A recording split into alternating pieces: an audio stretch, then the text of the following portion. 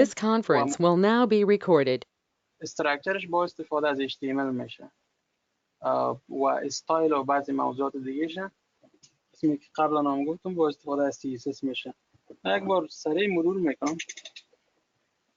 HTML Hypertext Markup Language اسمی که گفتم Hypertext امر لینک هایی است که از یک صفحه به دیگه صفحه، از یک بخش به دیگه بخش، از یک لینک به دیگه لینک ما شما را ارتباط میده. مکمل در HTML میتونیم انواع لینک ها را داشته باشیم. به مو دلیل است که Hypertext Markup Language میگنشه و این HTML مثل جاوا و یک پروگرامینگ لنگویج نیست، فقط مارکاپ لنگویج است. با امو تگایی را که داریم با استفاده از اونمو تگا اونمو الیمنت اونمو کانتنت دیگه می داشته باشیم در پیج برای ما در براوزر برای ما نشان میده. فرض میکنیم هیدینگ یک مارکاپ لنگویج، یک مارکاپ تگ است، پاراگراف یک مارکاپ تگ است. با استفاده این رقم انواع مارکاپ تگ ها داریم که با استفاده از این تگ ها براوزر برای ما اونمو چیزی که در داخل تگ می باشه برای ما نشان میده. بنابراین مارکاپ لنگویج میگیم و پروگرامینگ لنگویج نیست. دیگه انواع الیمنت ها داریم. براوزر قسمی که قبلا هم گفتم این یک براوزر است. براوزر با استفاده از اونمو تگا هر آنچه که داشته باشیم برای ما نشان میده. دیگه انواع مختلف تگا داریم مثل هیدینگ، پاراگراف، تیبل هنوز کار نکردیم، بعدا کار میکنیم. دیگه براوزر تگ برای ما و شما نشان نمیده. این تگ است H1 این تگ است. خود تگ برای ما و شما نشان نمیده، ولی باز از این تگ ها استفاده میکنه. اونمو چیزی که داخل تگ است اونمو رو برای ما رندر میکنه. رندر به معنی نشان دادن. این یک سیمپل HTML داکیومنت است. اینمی این قسمی که قبلا هم گفتم داک تایپ HTML فقط این دکلریشن است. داک تایپ دکلریشن که با براوزر میفهمونه که اینمی نوعیت از این داکیومنت HTML است و HTML هم آخرین ورژن HTMLش به این شکل که ما شما یک دکلریشن داشته باشیم و این مانا که آخرین ورژن HTML استفاده میکنیم. آخرین ورژن HTML 5 است. دیگه بعد از او HTML element داریم. خود element HTML که اوپن میشه و بسته میشه و هر آن چیزی که در بین HTML و در بین HTML element نوشته کنیم و این مانا هیدینگ داشته باشیم، بادی، هر آن element های دیگه که در بینش داشته باشیم به این مانا که این فقط نشان به براوزر میفهمونه که از این ایمیج element شروع میشه. هر آنچه که از اینجا شروع تا اینجا نوشته میشه HTML است. دیگه در داخل خود HTML باز هید داریم و بادی داریم. بادی تمام چیزهایی که در بادی نوشته میشه در براوزر نشان دادم برای ما پس نشان میده. من براوزر رو باز کنم.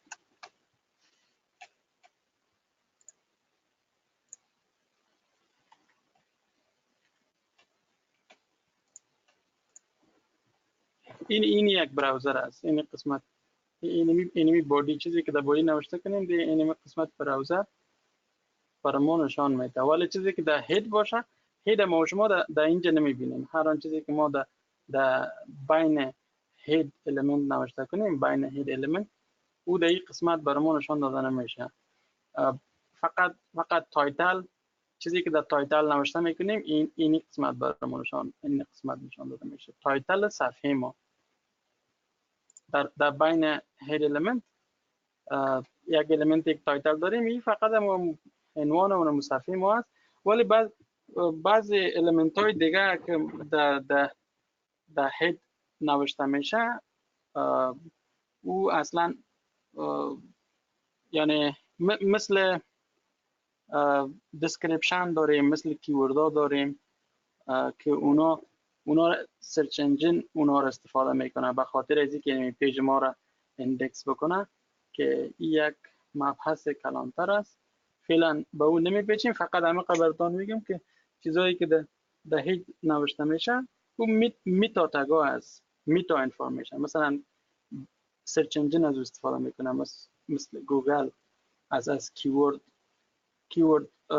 میتا تگای دسکریپشن و کیورد های گپا که سرچ انجین از استفاده میکنه به خاطر که امی صفحه ما را به یوزر نشان بده. او رقم تگا داریم و بعضی لینک های به CSS که داشته باشیم و به جاوا اسکریپت داشته باشیم اونا را هم دینامیک قسمت نوشته میکنیم. فعلا به او نمیپیچیم، فقط اینه که این میتا انفورمیشن ها است و تمام چیزهایی که در بادی نوشته میشه از این قسمت برای ما نشان میده و شما زیادتر کار ما فعلا با ای است. او هیچ کس یک ذره مبحث کلانتر است که باز بعدا خود یکان مثال کار کردیم دیگه. HTML element root element است، هیر گفتیم، تایتل گفتیم، بادی را گفتیم. The body element contains the visible page content. تمام چیزایی که دیدنی است در بخش بادی نوشته میشه. هیدینگ خو عنوان است، کلانترین 6 رقم هیدینگ داشتیم از H1 گرفته تا H6 که H1 کلانترینش است. و پاراگراف، هر آن پاراگرافی که داشته باشیم از در بین پی تک نوشته میشه. دیگه HTML tags تگ هم گفتم اونمو اینمی پی تگ است. پی باز بسته یک تگ، پی میبخشیم پی باز پی بسته یک تگ است. H1 باز بسته تگ است. بادی اوپن کلوز یک تگ است. دیگه تگ الیمنت های ما توسط چی احاطه شده؟ توسط انگل براکتس. این یار انگل براکتس میگن. قوس باز قوس بسته، قوس باز قوس بسته، انگل براکتس، قوس باز قوس بسته. میگه که تگای ما جوره هستن، همیشه تگا جوره می باشن. مثلا هیچ وان اوپن تگ کلوز تگ صرف تفاوتشان در اینمی فوروارد سلش است. این تگ is written like start tag. این تگ ما مثل start tag نوشته میشه، نامش قوس باز قوس بسته همه چیزش، فقط تفاوتشان در فوروارد سلش است. پیش از نام تگ که فوروارد سلش و کلوزینگ تگ است، دیگه تفاوت ندارم. و هم هر آن چیزی که در بینشان نوشته میشه کانتنت است. هر آن چیزی که در بین تگ نوشته میشه کانتنت است. یعنی کانتنت است، یعنی بین پی تگ. دیگه وب براوزر گفتیم، اینمی یک وب براوزر است. اینمی یک وب براوزر است. انواع مختلف براوزرها داریم. در اول خب براوزر چیست؟ براوزر وظیفه‌اش اینمی است که اونمو HTML داکیومنت بخونه و برای ما نشان بده. با استفاده از اونمو تگا را بخونه و برای ما همون نتیجه نشان بده. براوزر میگم HTML تگا را برای ما شما نشان نمیده، فقط تگا را استفاده میکنه که اون چیزی که در داخلش سوره برای ما نشان بده. خود تگ نشان نمیده، کانتنتش برای ما نشان میده. انواع مختلف براوزرها داریم: گوگل کروم، اینترنت اکسپلورر، فایرفاکس، اپرا، سافاری در مک. خوبترین و پرسرعترینش گوگل کروم است. خرابترینش که هیچ کس ریکامند نمیکنه اینترنت اکسپلورر. دیگه ما شما هم گوگل کروم استفاده میکنیم. گوگل کروم در مک هم میشه. در مک هم میشه، کسایی که در مک اگه میخواین اینستال کنید. دیفالتش است ولی گوگل گوگل کروم هم اینستال کردن. این همو استراکچر یک پیج HTML ماست. قسمی که گفتیم و اینمی HTML داریم و هید داریم، تایتل ایجا میره، میتا انفارمیشن ها ایجا میره، بادی داریم، تمام المنت هایی که در بادی میره. فقط اینمی قسمتی که سفید است، اینمی قسمت ویزیبل است برای یوزر. اینمی قسمت نشان داده میشه در براوزر. دیگه این اونوای شما نمیبینید. Only the content inside the body, the white area is displayed in a browser. و ورژن های مختلف داریم از سالهای قدیم به طرف. ورژن های مختلف HTML داریم از 1991 که HTML بود، بعدا 1995 HTML 2، باز 1997 HTML ورژن 3.2، 1999 ورژن 4. بعد از 2000 HTML، باز آخرین ورژن از 2014 HTML5. فعلا لیتست ورژن HTML5 است. حالا ورژن نوش نامده. یعنی اینی تغییر هم که گفتیم ما شما که اینجا استفاده میکنیم، یعنی بعد از داک تایپ این HTML یعنی خودش ورژن نشان میده. قبلا ورژن های قبلیش قسمی بود که اینجا همو نوشته میکنن HTML XHTML، همو ورژن نوشته میکنن HTML4 HTML 3.2 یا همین. ولی بود بعدا یک کانسپتی را به وجود آوردن که فقط HTML نوشته شود، باید خودش ورژن اتومات شناسایی کنه. دیگه HTML همون لیتست ورژن باید بگیره. با استفاده از اینمی HTML، اگر HTML5 باشه همون لیتست هم میگیره. اگر HTML ورژن های بعدیش اگر بیا بازم استفاده کنیم، فقط اینمی را که نوشته کنیم همون لیتست ورژن شناسایی میکنه. ورژن های مختلفش. هیدینگ گفتیم، هیدینگ کار کردیم. 6 نوع هیدینگ داریم. H1 کلانترینش است، باز H2 گرفته تا H6 انواع مختلف هیدینگ داریم. دوستایی که مشکل داشتن، بازم من یک بار از اول من فولدر جور میکنم.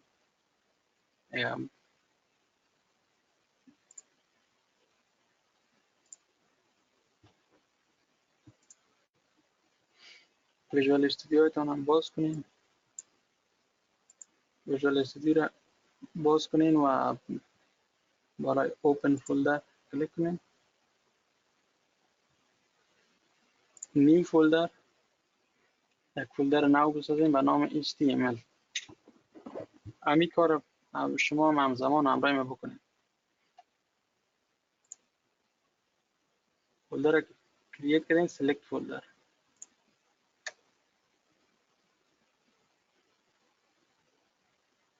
سلکت فولدر که گفتین ما را مستقیم میبره به اون فولدر. ما و شما فعلا در فولدر HTML هستیم. در این فولدر اینجا میبینین نیو فایل. بالای نیو فایل کلیک کنین. ما همو پیج ما را نام میمانم index.html.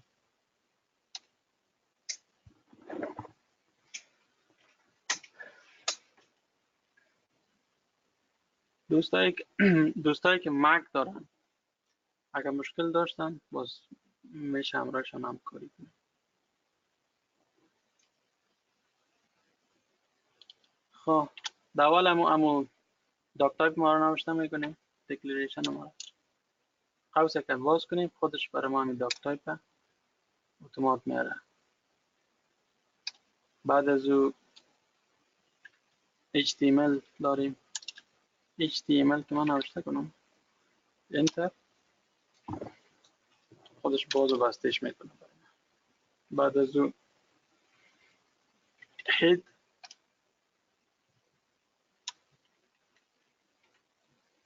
تایتل،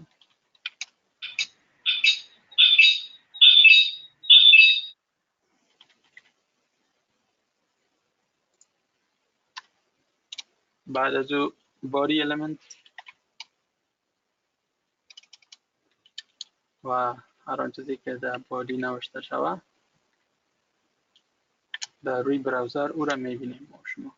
heading h1 this is heading 1.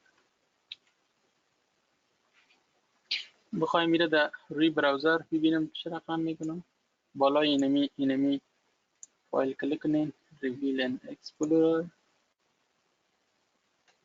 بعدم دبل کلیک کنین در براوزر براتون باز میکنه.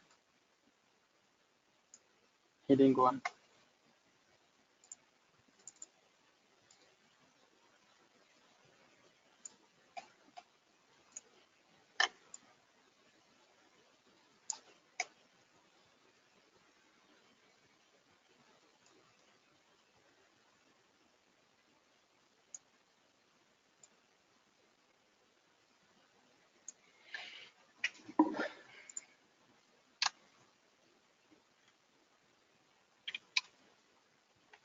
من قوس آواز میکنم اشتمال برای من هم چی لاد دارم.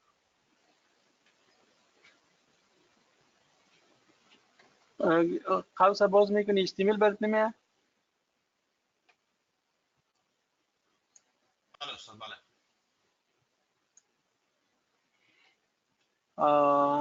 چی از مک هست از خود یا ویندوز؟ رومان جان یک حرفش نوشته کو اچ نوشته کو بعد ایمیل بیاید. از خودت مک هست یا ویندوز؟ استاد هیچ نوشته میکنم ویندوز استاد هیچ نوشته میکنم مگم نمیه یا اگر داگ هم نوشته کنم دی هم نوشته کنم نمیه استاد. میر رومان نام خود میر رومان است. بله استاد. میشه ببینیم ما اما صفحه خودت. بله. مدین جان چه رقم connect to audio send webcam request رو کنم چه رقم کنم که صفحه شدیده بتانیم. اوکی ما از شما نه خواستم صفحه ما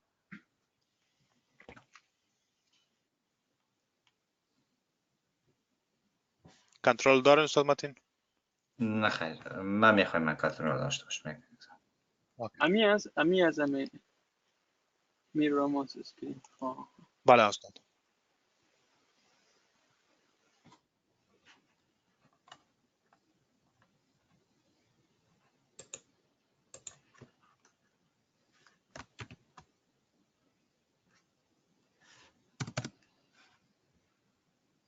خودش در صفحه HTML نیستی.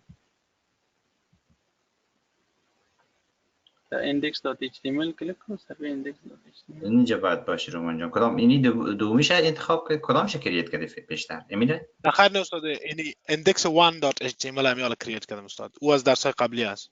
index همی 1 بالاییش استاد. او به خاطر فولدر اینمی کریت است. کردی. فولدر کریت کردی فایل کریت نکردی.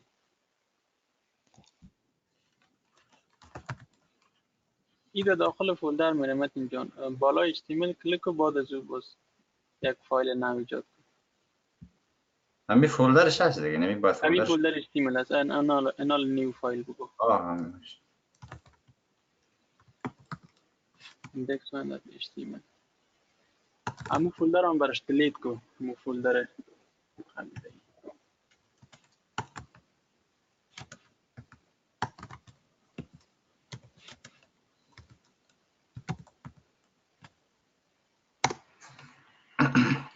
همون فولدر قبلی رو هم دلیت کن که فکر نکنم یک دانه فولدر باید باشه دیگه فولدر نداره. این نمیره دلیت کن. نمیره همین ایندکس 1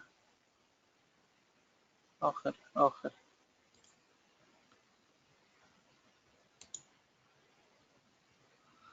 این HTML چی هست؟ ایران پس کنید. ایره؟ این نمیره. کدام صفحه چیز هست میکنه؟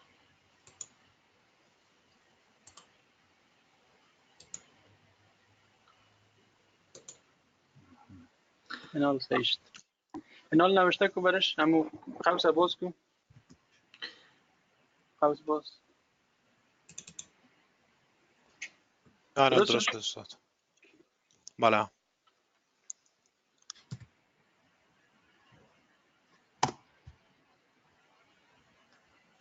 و طرفش دیگه حالا به فرمان خوده.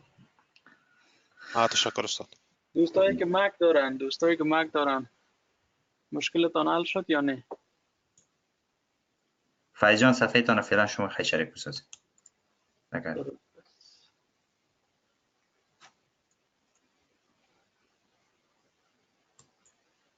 صفحه مرا میبینین حالا؟ دوستایی که مک دارن مشکلتان حل شد؟ در مسیج میتونین که یک ریپلای کنید. یک دوست ما مسیج کرده بود که کدام سافتویر استفاده میکنین برایشان جواب دادم که ویژوال استودیو. خب هیدینگ دو صفحه ما را رفرش میکنیم. هیدینگ دو میبینین یعنی فاصله هایی را که از یکی دیگه دارن مارجن میگن این فاصله را باز بعدن که ما شما CSS کار کنیم باز میبینیم. یک چیز دیگر هم که نشان دادم بهتون ما اگر بالای اینی کلیک کنیم developer tools اینجا میبینید مارجن باش بالای هیدینگ رو عمل کنید. یعنی مارجن فاصلهش هست، یعنی فاصلهش از بالا پایین باردر بعدین یه رو بعدن براتون تشریح میکنم. فقط اگه ببینید وقتی که ایجاد میکنیم المنت اتوماتیک یک پرنگ یا مارجن یک فاصله میداشتن از بالا پایین.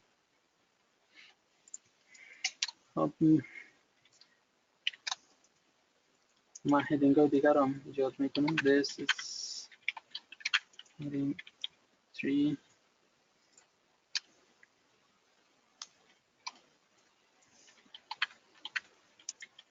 heading 4 heading 5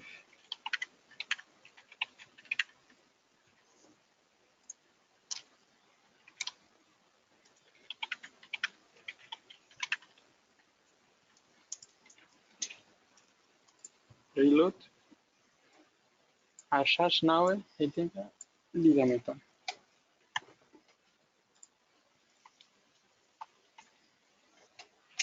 خب HTML لینک گفتیم که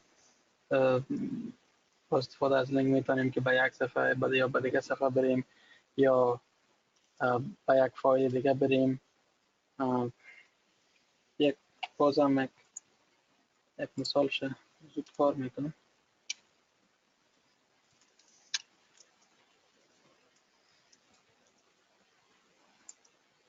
ایره کار کردین دوستا؟ از کلگی کار داد؟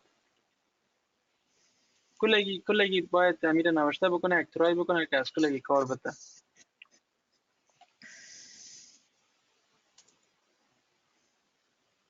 میتونین که در مسیج یک ریپلای کنین.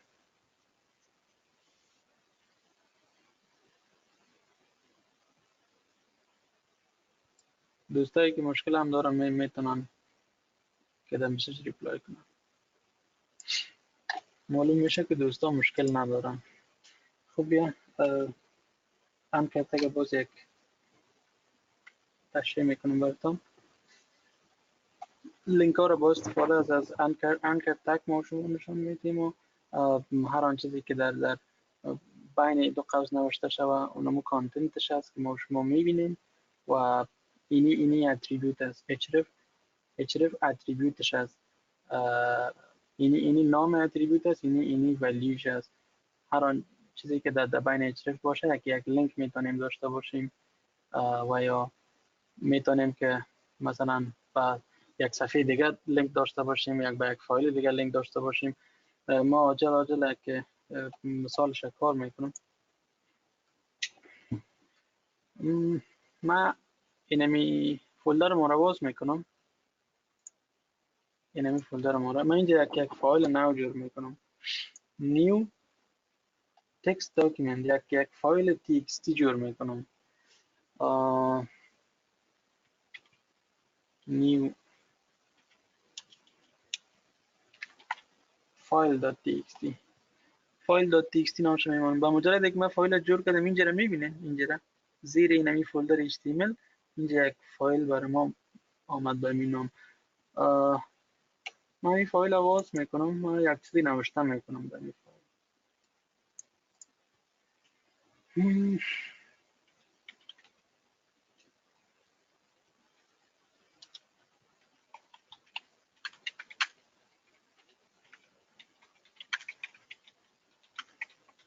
فقط یک متن یک چیزی دمدمی داخل فایل ما نوشته میکنم. سی. حالا با استفاده از این لینک، اول هم لینک ما جور میکنم. This is a link. یا رقم go to file please.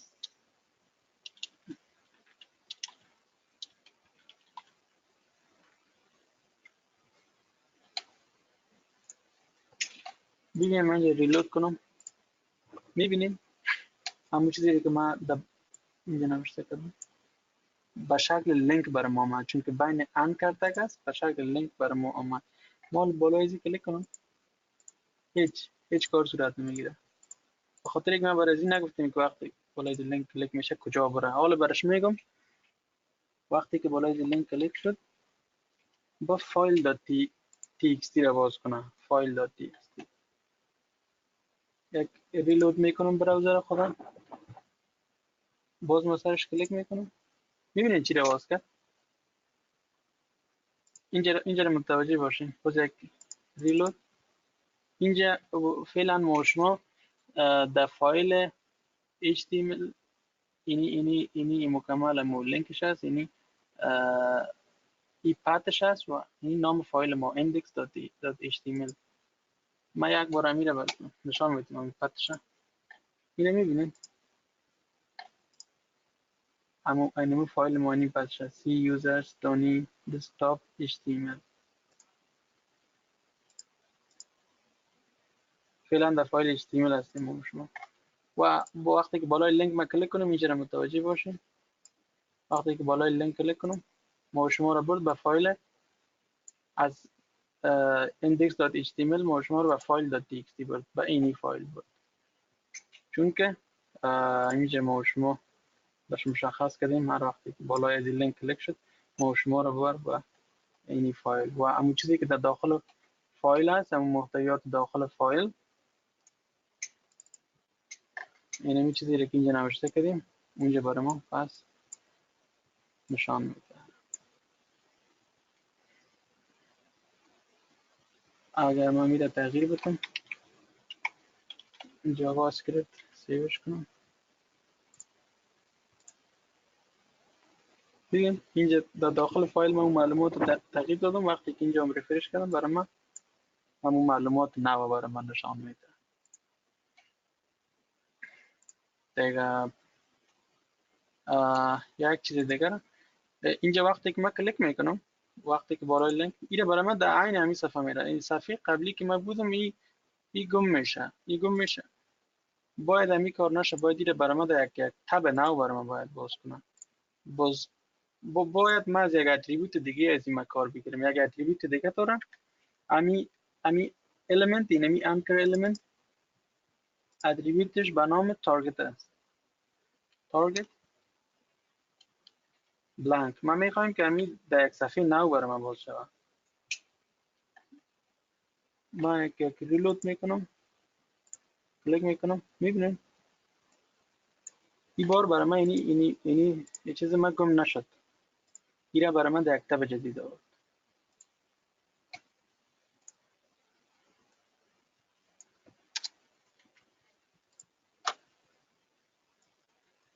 فعلا متوجه باشیم. دمی تب دینامی تب رو آورده، چیز قبلی گم شد. حالا وقتی که من ایده داشته باشم تارگت بلانک.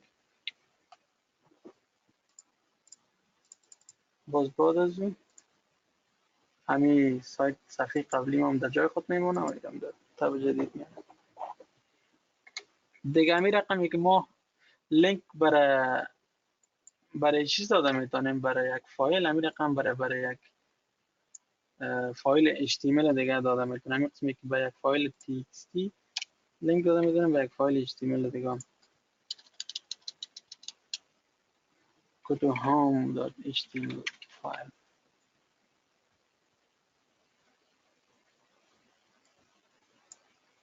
ما عین امی المنت یک کپی گرفتم، فقط اینجا تغییر میتونم. یک فایل جدید من جور میکنم به نام home.html.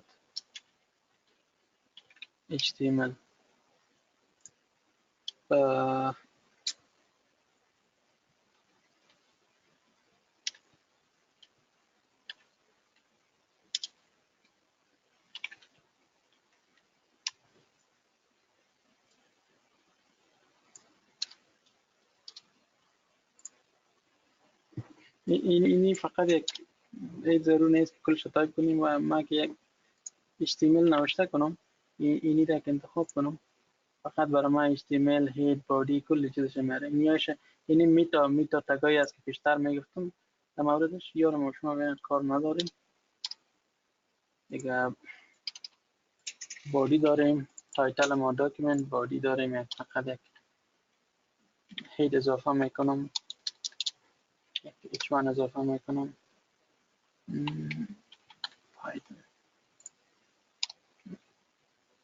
پاراگراف اضافه میکنم.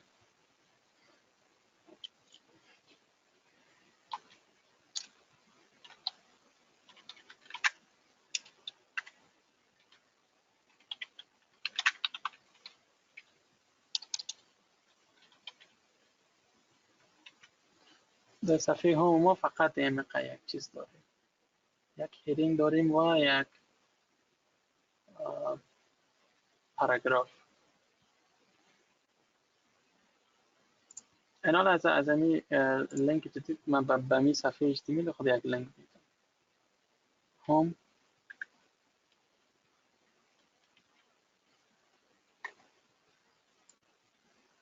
ما براوزر خود ریفرش کنم، میبینین لینک جدیده. امیر میخوایم در یک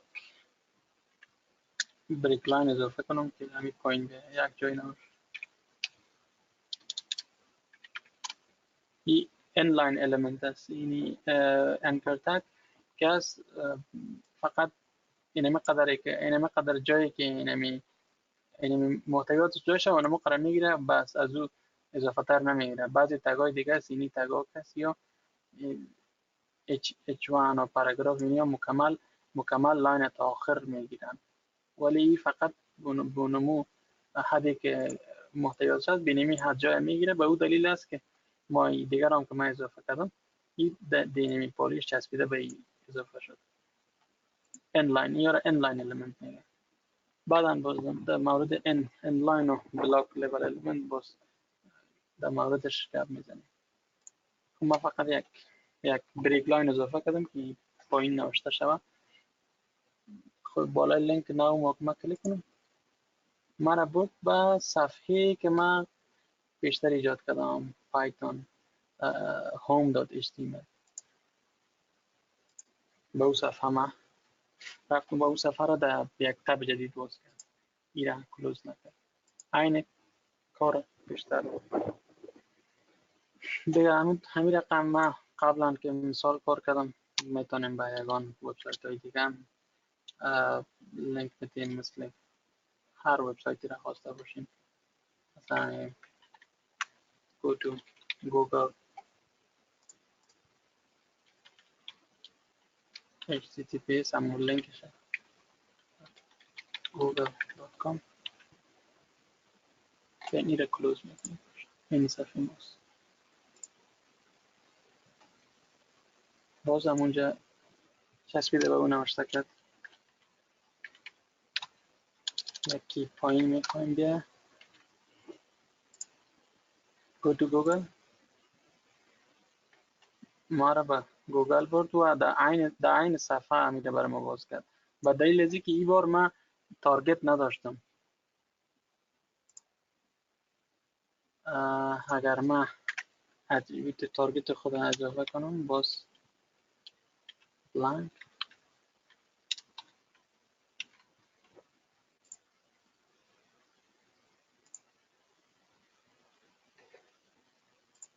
در یک تب جدید برای ما باز کرد.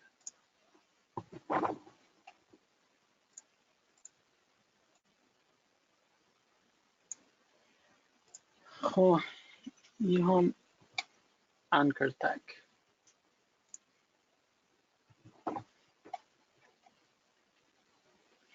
دیگه داریم HTML ایمیج. این را کار نکرده بودیم.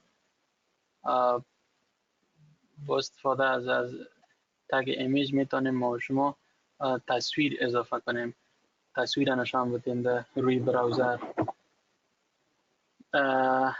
این تگ ما ایمیج تگ است. اینطور قوس باز و بسته نداره، فقط این رقم است.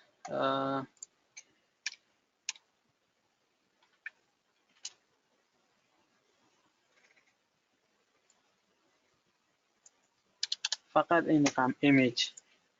این کلوز تگ نداره، به این دلیل که این ایمتی تگ است، ایمتی خالی است، چون اینطور کدام محتویات نداریم که در بینش نوشته کنیم، مثل که در پاراگراف نوشته میکنیم یا در اینجا که در محتویات نداره، کانتنت نداره. به اون دلیل کانتنت که نداشت، فقط یک قوس باز بسته همون نامشو یا میگن empty tag. دیگه چندین رقم اتریبیوت داره که یک اتریبیوتش ضرور است سورس. این اتریبیوتش ضرور است که باید داشته باشیم. بعضی اتریبیوت ها دیگهش هست که ضرور نیست، مثل اینی اتریبیوت و این اتریبیوت که باز بعدا با استفاده از CSS هم میتونیم ما یا را تغییر بدیم. به اون دلیل آپشنال است، ولی SRC ضرور است که باید داشته باشیم، چون همون سورس ایمیج خود که کجا باید باشه. حالا براتون یک مثال کار میکنم. من یک تصویر از گوگل میگیرم. تصویر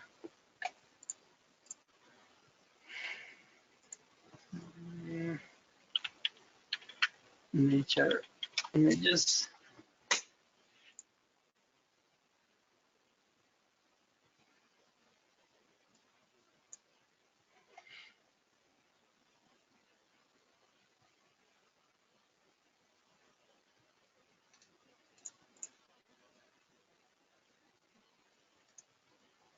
این تصویر میگیرم. save image as. در اون جایی که فایل های ما هست اونجا من این تصویر سیو میکنم در فولدر HTML.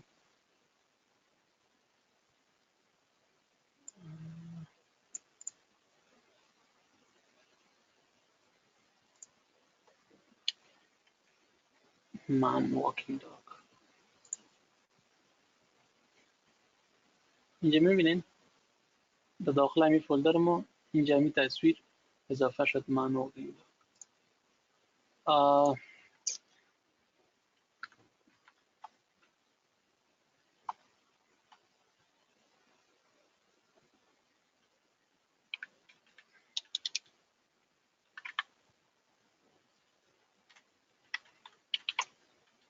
من واکینگ داگ JPEG.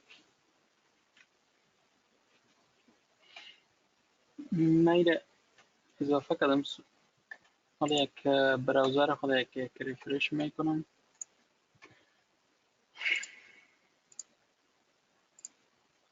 ببینید خیلی سایز کلانم. من میتونم که با استفاده از یک چند اتریبیوت دیگه سایزش تغییر بدم. اتریبیوت هایش width و height.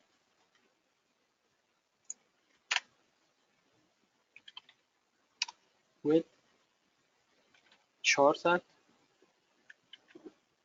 ببینیم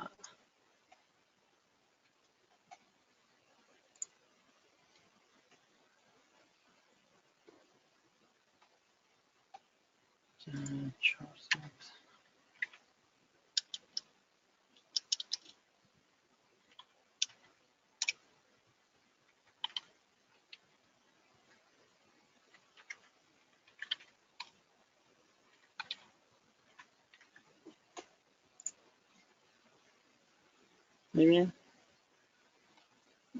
وید هایت که هست از بلندی، یعنی بلندیش ما شما بگیم چقدر باشه 500، اینی پکسل از پکسل و طولش هم میگیم، یعنی برش هم میگیم 400 پکسل. پکسل همو واحد اندازه گیری که ما در HTML داریم، مثل که در ما شما سانتی متر و متر و سانتی متر و کیلومتری رقم واحد اندازه گیری داریم، در HTML ما پکسل داریم. پکسل ما پکسلش نوشته نکردیم، میتونم نوشته هم کنم.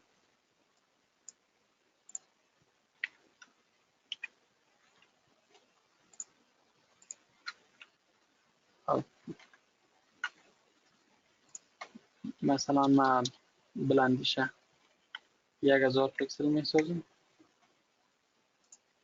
میبینیم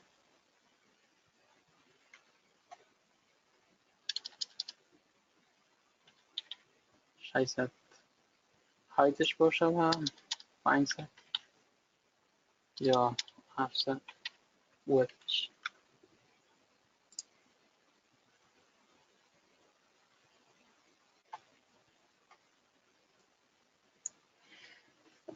و یک اتریبیوت دیگه هم داریم از ایمیج alt چی کار میکنه؟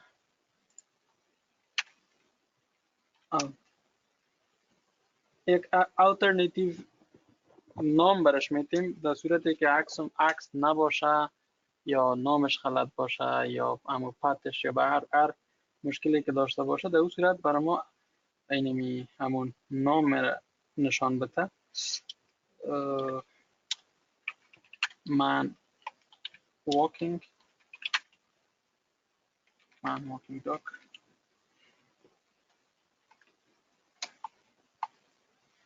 فعلا خب چون عکس هست هیچ مشکلی نیست برای ما در تلفن میتونم همون نامش رو تغییر میکنم. من یک مشکل خلق میکنم، این نامش اینجا نامش غلط میتونم اینجا این دفاع کنیم یک چیز یک نام غلط در این صورت اینه میره برای من نشان میده. یک بریک لاین اضافه کنیم.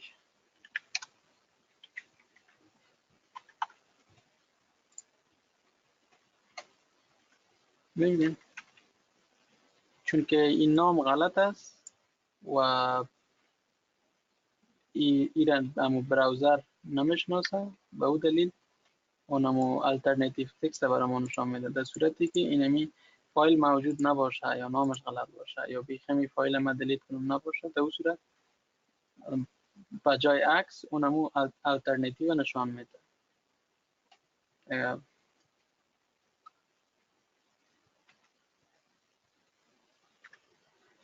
خب فرض میکنیم که ما پس نامش اصلاح میکنم.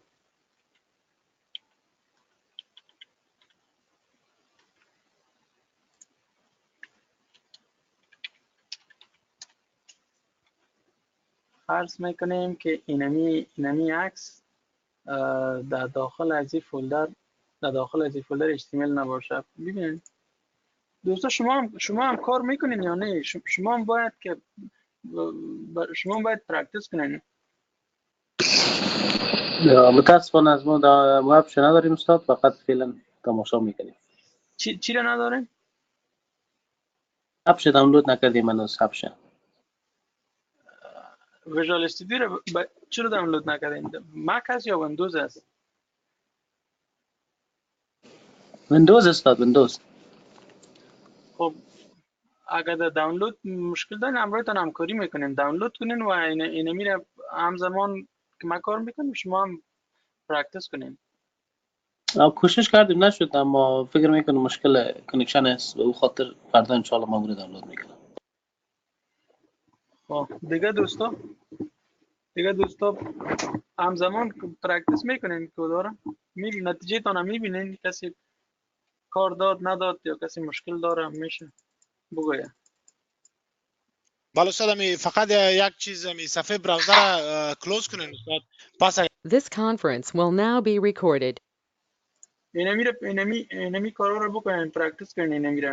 اینمی چرا کم به یک فایل دیگه ما ایره لینک دادم به یک به صفحه HTML دیگه ما چرا اصلا لینک دادم. اینمی رو میشه که پرکتیس کنین. اگه مشکل داشتین سوال کنین. امی مخفف استاد ببخشید بسیار زیاد. امی HREF امی رو درست نگرفتم مفهوم شه. اگر یک بار دیگه تشریح کنید. href ای یک اتریبیوت است. اینی خو یک الیمنت است. انکر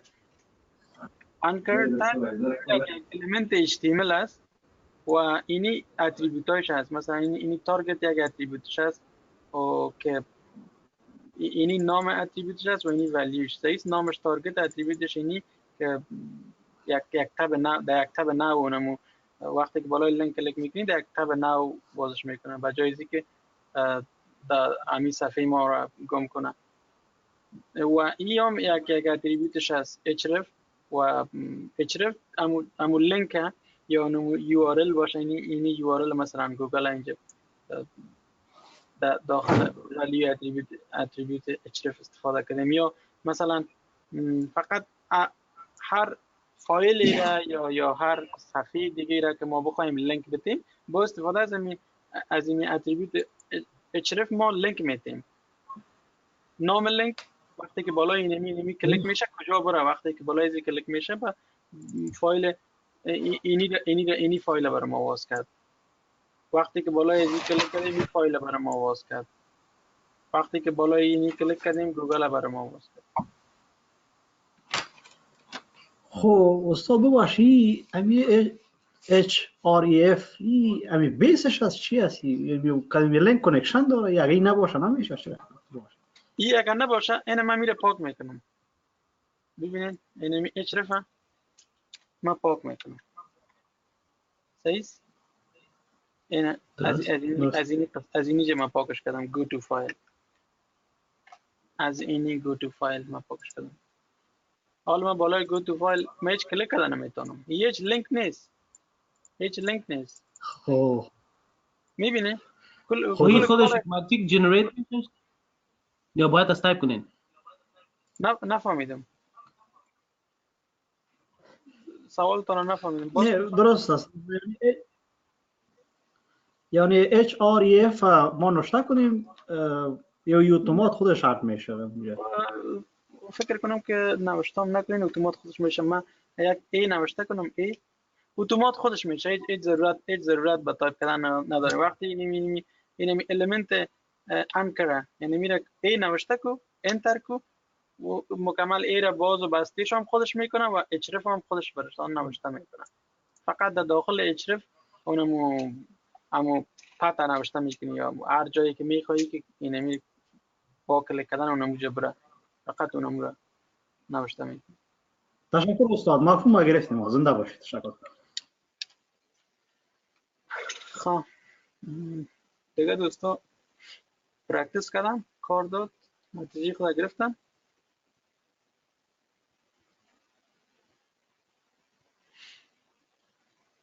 خب استاد از ما همی لینک های ما برام پرنت نمیکنه فقط هدینگ ها رو برام پرنت میکنه استاد. خب میشه که ببینیم اسم خودت؟ رومان هستم. خب رومان جان خوش کن. متین جان هستی؟ استاد متین؟ بله صدای شما را دارم. رومان جان چیزی نوشته کردید در داخل لینک های مثل استاد فایز که نوشته کرده go to file text یک متن نوشته کرده؟ اگه این متن ها نباشه اوجا خالی سفید میاد به نظر من. بله استاد نوشته کردیم go to file.txt. خب ببین در کجا نوشته کردی؟ جایی نوشته کردی باید متن سفید باید باشه. جایی نوشته کردی بله مثل استاد که متن سفید است. اوکی. خب HRF هم هست دیگه. یک دقیقه یک قسمت دیگه شه که ما یک دقیقه استاد ببخشید. فقط انمی ای تایپ کو، فقط ای نوشته کو، انتر کو، دیگه هیچ ضرورت نداری که کدام چیز دیگه تایپ کنی.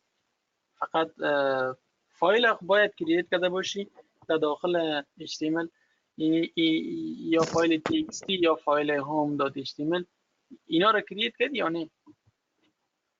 والا کریت کردم استاد، فایل برام نشان میده، می قسمت صفحه چپم فایل برام نشان میده فایل .txt. لیکن بعد اینجا من چرا خواهم کنم که صفحه بیادر ببینم در اینجا؟ اپلیکیشن اگر شما لیستی از اشتراک کنندگان ها میبینی استاد فایز، روی میبینم. نامشان کلیک کنین، باز نوشته بکنین پرزنتر اگر چیز کنین با اونا صفحه را با ما شما شریک میسازد. اگر خودتون چیز نیستین باز من میشه. میتونم باز من کنترل نمیداشته باشم، من میخوام که خودم هم کنترل داشته باشم. اگر خودت باز میخواین کنترل صفحه شان داشته باشی باز اونجا نوشته است ریکوست ماوس اند کیبورد، باز اول میک پرزنتر باش، میک اول پرزنتر بکنین باز میشه. خواندم.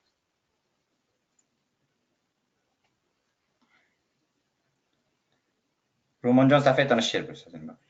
خب شیر حالا کردم استاد. چطور بگیرم همون؟ اینالی دوباره بازشان را ریکوست بکنین ماوس اند کیبورد. ریکوست درست آمد.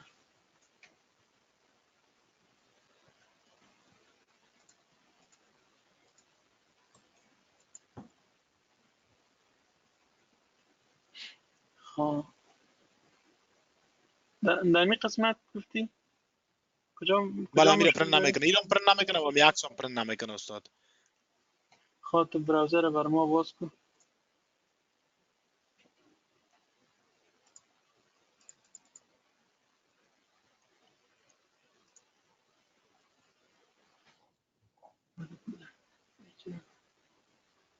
فایل txt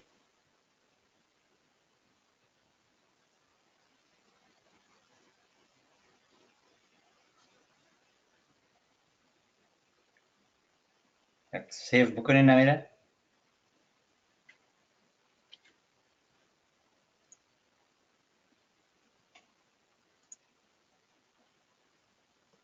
مشکلی بود که نکرده سیو نکرده بودین. حالا فایل کلیک کنین. با فایلش، پرنت با کرد. فایلت هم شما را بود. درست شد؟ بله استاد تشکر. رومان یک جریمه داری مقصد. صحیح استاد، قبول است. انشالله دیگه سوال نمیکنم. نه سوال بکو. استاد هدایت یک جریمه کرده بودم یادت بود مگه؟ بله استاد. خوش کردم. نه این اشتباهات است که ما را میرسانه دیگه، خودم موضوعی نیست. من مذاق کردم، مقصد دلتان نگیرید. استاد جریمه را نامخدا در ویرجینیا بسیار مردم هستند نمی کلاس.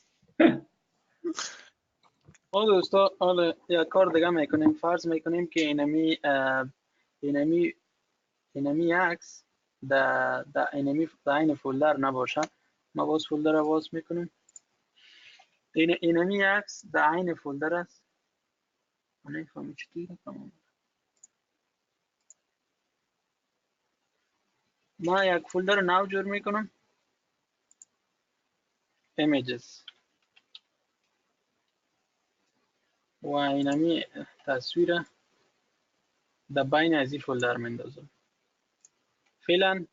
فعلا تصویر دیگه در این فولدر نیست، در این جایی که اینمی فایل ما هست فعلا در اینجا تصویر نیست. در یک فولدر نو رو انداختم. دیگه ما میبینیم که کار میته یا نه. ریفرش. تصویر گم شد، فقط می الٹرناتیو تکست برام آمد. این به دلیل که فعلا تصویر در این فولدر نیست. فعلا در فولدر بعدی است، در ساب فولدر است. فولدر یعنی در فولدری است، در فولدر ایمیجز. این چون در داخل فولدر HTML است بنابراین ساب فولدرش میشن. ببینین یک بار ما در فولدر HTML هستم. دسکتاپ هست، فولدر HTML. در داخل فولدر HTML فولدر ایمیجز است و در داخل ایمیجز اینمی تصویر است. این حالا ما چطور من به اون لینکش بدم؟ چه رقم برش بگوییم که در داخل اینی فولدر است و در داخل از این فولدر تصویر ما است. با استفاده از این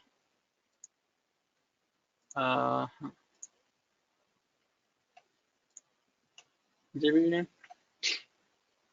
در این قسمت سورس فقط نام فولدر ما باید برش بگوییم اینی فولدر.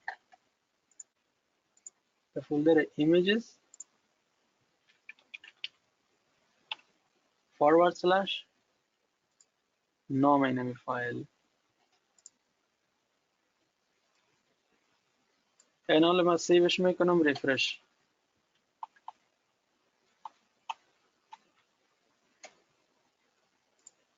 دیدین؟ پس عکس برای ما آمد. هر فولدری که باشه فقط نام فولدر و دیگه / باز نام اونمو فایلتان. فرض میکنیم اینمی عکس در یک فولدر بالایی باشه. چه رقم را شناسایی میکنیم؟ اینمی فولدر اینجا نباشه، از اینجا را کات میکنیم.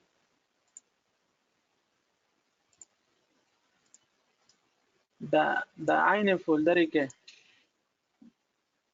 HTML است، یعنی موازی با ای باشند، به اینجا نیست دیگه. فعلا در اینجا تصویر نیست، یعنی یک فولدر باید چه رقم یک فولدر بالا بریم.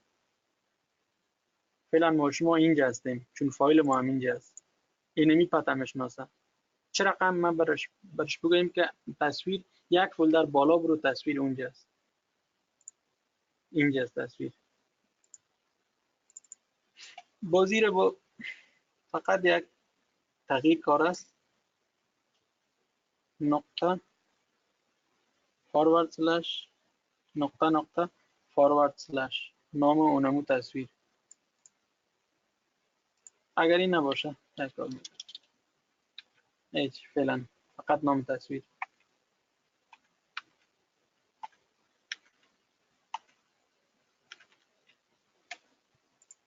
ما عین امی جای فعلی که خودم هستم اینمی رو برش آدرس دادیم، ولی این شناسایی نکرد، نشناخت. میگه ما تصویر میگه اینجا نیست، فقط اونمو استراکچر کشه و اونمو الټرناتیو تکستی که نوشته که اونمو نمیشم خود تصویر نه، چون که پیدا نکرد تصویر دیگه. بنابراین چون که یک فولدر بالاست باید ما شما نقطه / نقطه باز سلش این برش اینمه قبل چی میکنه که اونه یک فولدر بالا باید، یک فولدر پایین سب فولدر نامش و این رقم. و من یک المنت از این یک کپی میگیرم و اون مثال دیگه شو میگیرم.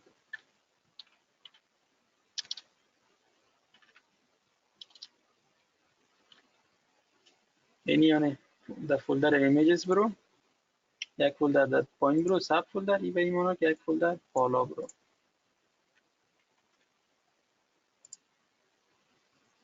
این شناسایی کرد.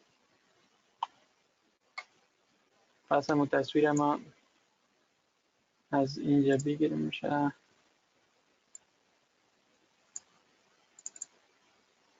پس داخل ایمیجز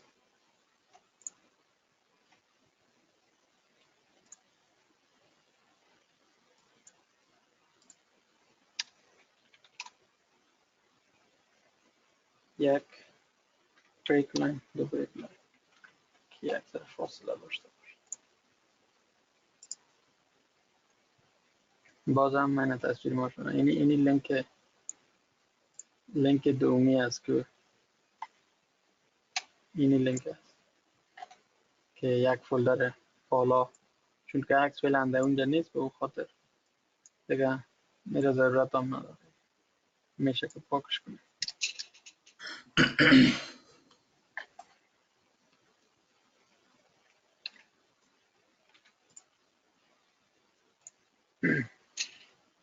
شد از دوستا کار داد،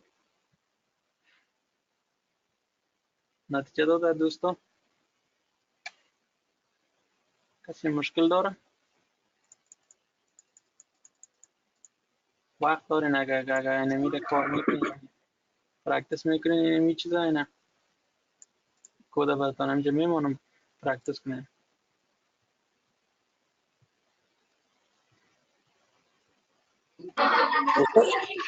استاد ببخشید ریکاردینگ است؟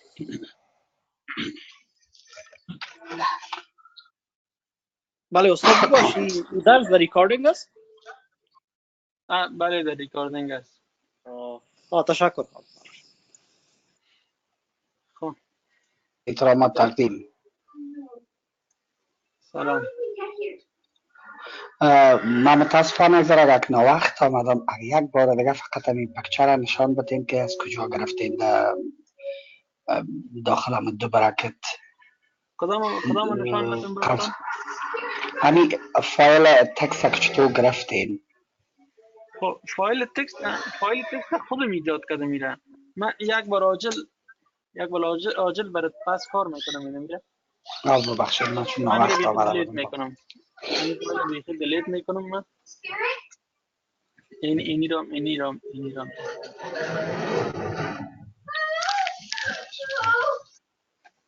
تامی فولدر خود میرم اینجا یک فایل جدید جور میکنم. هر نام میتونیم برش کنیم. نیو فایل .txt یک فایل نوتپد است.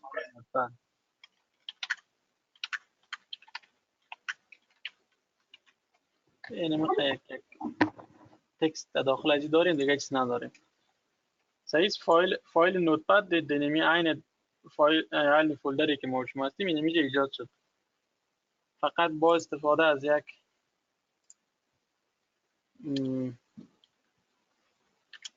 element anchor مثلا میتونیم نام بانیم click here to open txt file و اینجا اونمو آدرسش یا اونمو لینکش هم ده عین فایل هست فقط نامش هم میتونیم در عین فولدر حالا اینجا رو میبینیم معرفش کنیم.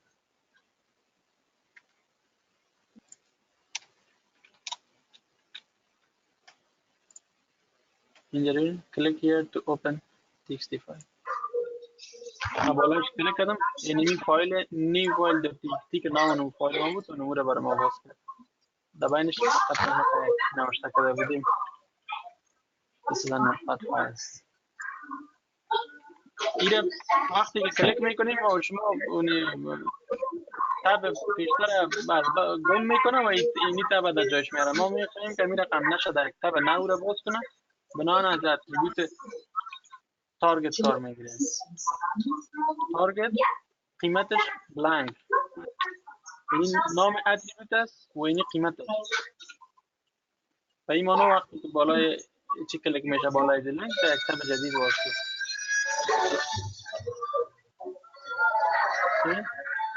تب جدید باز تب ساختمون و جایش مان ببینید درست شد.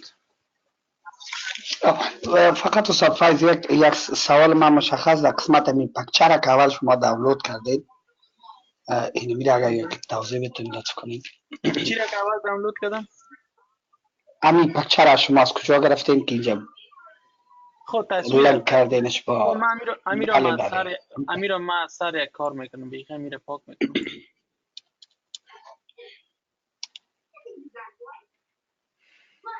بیخی امی فولدر رو ما از بین میبرم. تصویرم ندارم فولدرم ندارم. ما از رفرش که کنم کلی چیز گم شد. یک تصویر از گوگل دانلود میکنم.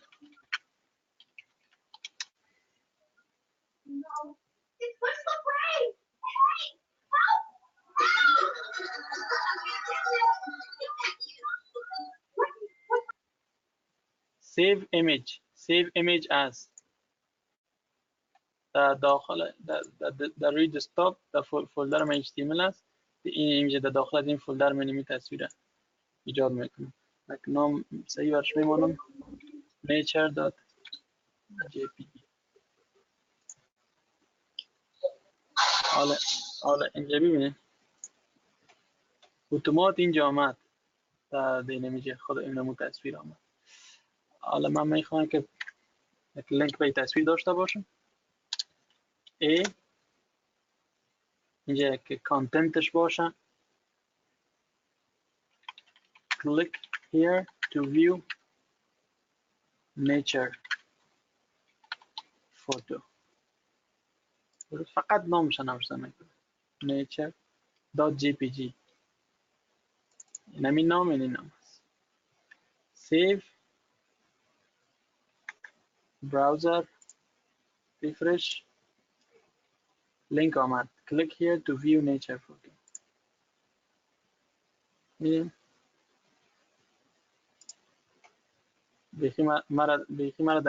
بیخی خود فایل عکس بر من باز کرد. ما راستی لینک کار کرد ایمیج کار نگرفتیم به خاطر عکس. ما برای اینکه عکس در خود در پیج ما نشان بدیم ایمیج تگ داریم. ایمیج تگ ما باید از ایمیج تگ کار ما لینک دادم. ما لینک برای عکس دادم مستقیم عکس بر ما باز کرد. ما میخوایم که این رقم باز نکنه مستقیم در اینجا رفته خود نیچر خود عکس. ما میخوایم که در اینجا در روی صفحه براوزر بر ما باز کنم. باز باید ما ایمیج تگ کار بگیرم. image source nature nature.jpg. چی نداره کانتنت نداره empty است. به او دلیل closing tag نداره. فقط یک ایمیج داریم بس. این البته پسندتر میگم حالا فعلا باشه. ببین عکس در روی براوزر میتونم که ما این بلندیش و برش تغییر بدم با استفاده از این اکتیویت. هایت بلندیش است 500 پکسل. width ارزش است 500 پکسل. پکسل هم گفتیم که پکسل و ام داریم ما در HTML و CSS در مثل که متر سانتی متر کیلومتر داریم و شما در HTML و CSS ما پکسل و ام داریم. اما میجرمنت از واحد اندازه گیری در HTML و CSS.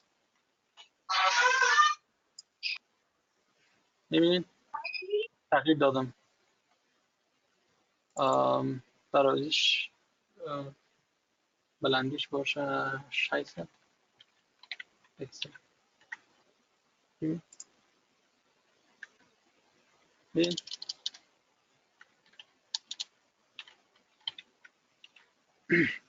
البته هم گفتم البته در صورت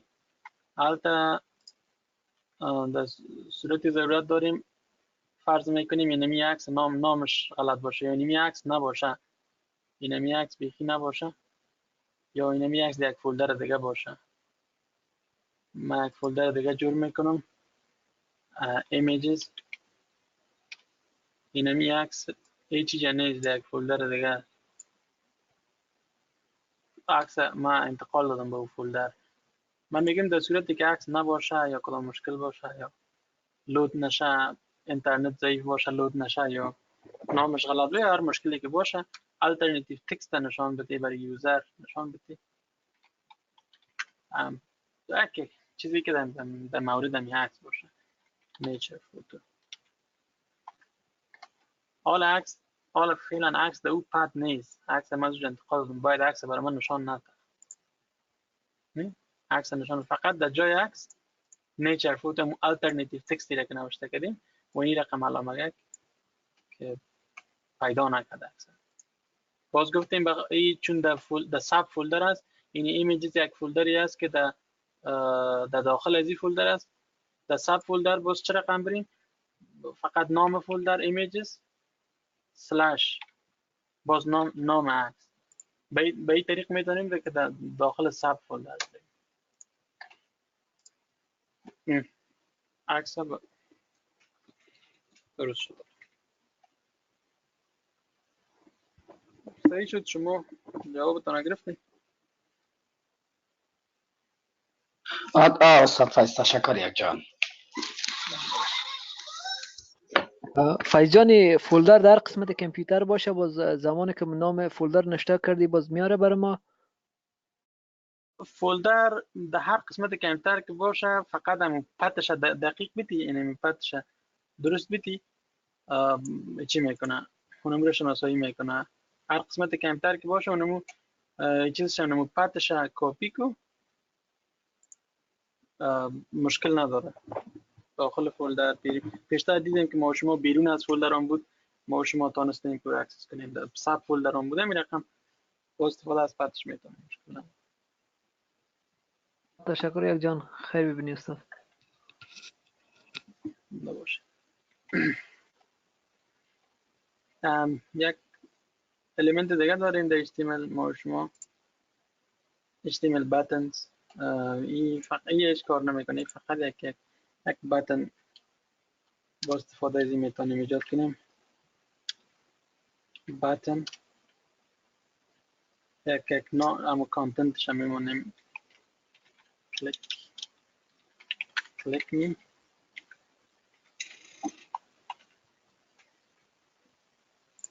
اینجا متوجه بشید، اینجا میبینید این هم انلاین الیمنت است. این تصویر هم انلاین الیمنت است، فقط اونمو قصاهی که برش مشخص کرده باشه اونمو قدر میگیره. و اینیا رو میبینید، اینیا رو فقط این مکمل لاین میگیره، مکمل این مقدار مکمل لاین. ای بلاک الیمنت است. اینا بلاک پاراگراف هم میرقم بلاک الیمنت است. اینی چون که تمام ساحه را نگرفته انلاین الیمنت است، به اون دلیل یا چسبیده میان پولیده دیگه. اینی باتن است. باتن یک دکمه هیچ کار نمیکنه. این بعدن که ما شما جاوا اسکریپت بخونیم همو یا لایبرری ها جاوا اسکریپت استفاده کنیم، باز از طریق میتونیم که یگان فانکشنالیتی بتیم. وقتی که بالای کلیک میشه چی کار اجرا شود. مثلا در چی داریم در جاوا اسکریپت داریم، وقتی که بالای نمی دکمه کلیک میشه کدام فانکشن اجرا شود. سم فانکشن. هنوز ما شما در جاوا اسکریپت نرسیدیم. اینی دکمه و اینی گپا باز اونجا به درد میخوره. مثلا یک فانکشن داریم که فرض میکنیم برای ما جمع بکنه، جمع و تفریقی گپا را. اینی دکمه را می داشته باشیم. باز با استفاده از این دکمه یکی از فانکشن های جاوا اسکریپت را کال میکنیم. این مبحث های بعدی از فعلا یعنی از اسکوپ درسی ما شما خارج است. بعدا جاوا اسکریپت خوانده شد و یگان لایبرری جاوا اسکریپت باز بعد از او میشه که فانکشن ها کال شد و جاوا اسکریپت لینک شبکت HTML باز او مبحث های بعدی است. فقط یک HTML هم میفهمید، فقط استراکچر، فقط یک استراکچر شد.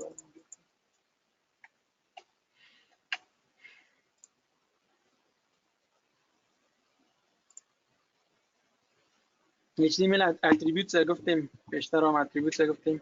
all HTML elements can have attributes. تمام HTML element ها از خود attribute داشته میتونن. attribute یک معلومات اضافی درباره element برای ما شما. این attribute source attribute این نامش، این ولیوش. attributes came in name value pairs. name مساوی value. این name است، این value. این name attribute، این attribute است. این attribute این نامش، این ولیوش. این نامش. استاد ببخشید بسیار زیاد در بیان لکچر آمدین. امی درس شما چقدر وقت دوام میکنه که ما منتظر گفتیم سکوئل هم امروز ماشین درس میدن نمیتونه شد. در یک سوال من نمیفهمم متین جان چه رقم است؟ استاد متین برنامه چه رقم است؟ شما تنظیم برنامه تان اگه ختم باشه بعدا بخیر اسکول شروع میکنیم. اگر از شما ما ختم کنم همینجا شروع خب، میکنین. اگر شما ختم باشه شروع میکنن. بله یا پلان به این شب است بریا. درست است. ما اینجا درس را ختم میکنم. باز ما شما روز بعدی با المنت های بعدی HTML باز خواد بودیم. تشکر. استاد فیض لطف کنیم می کدار یگان جای بانی که باز ما دسترسی برش پیدا بکنیم یاد This conference will now be recorded.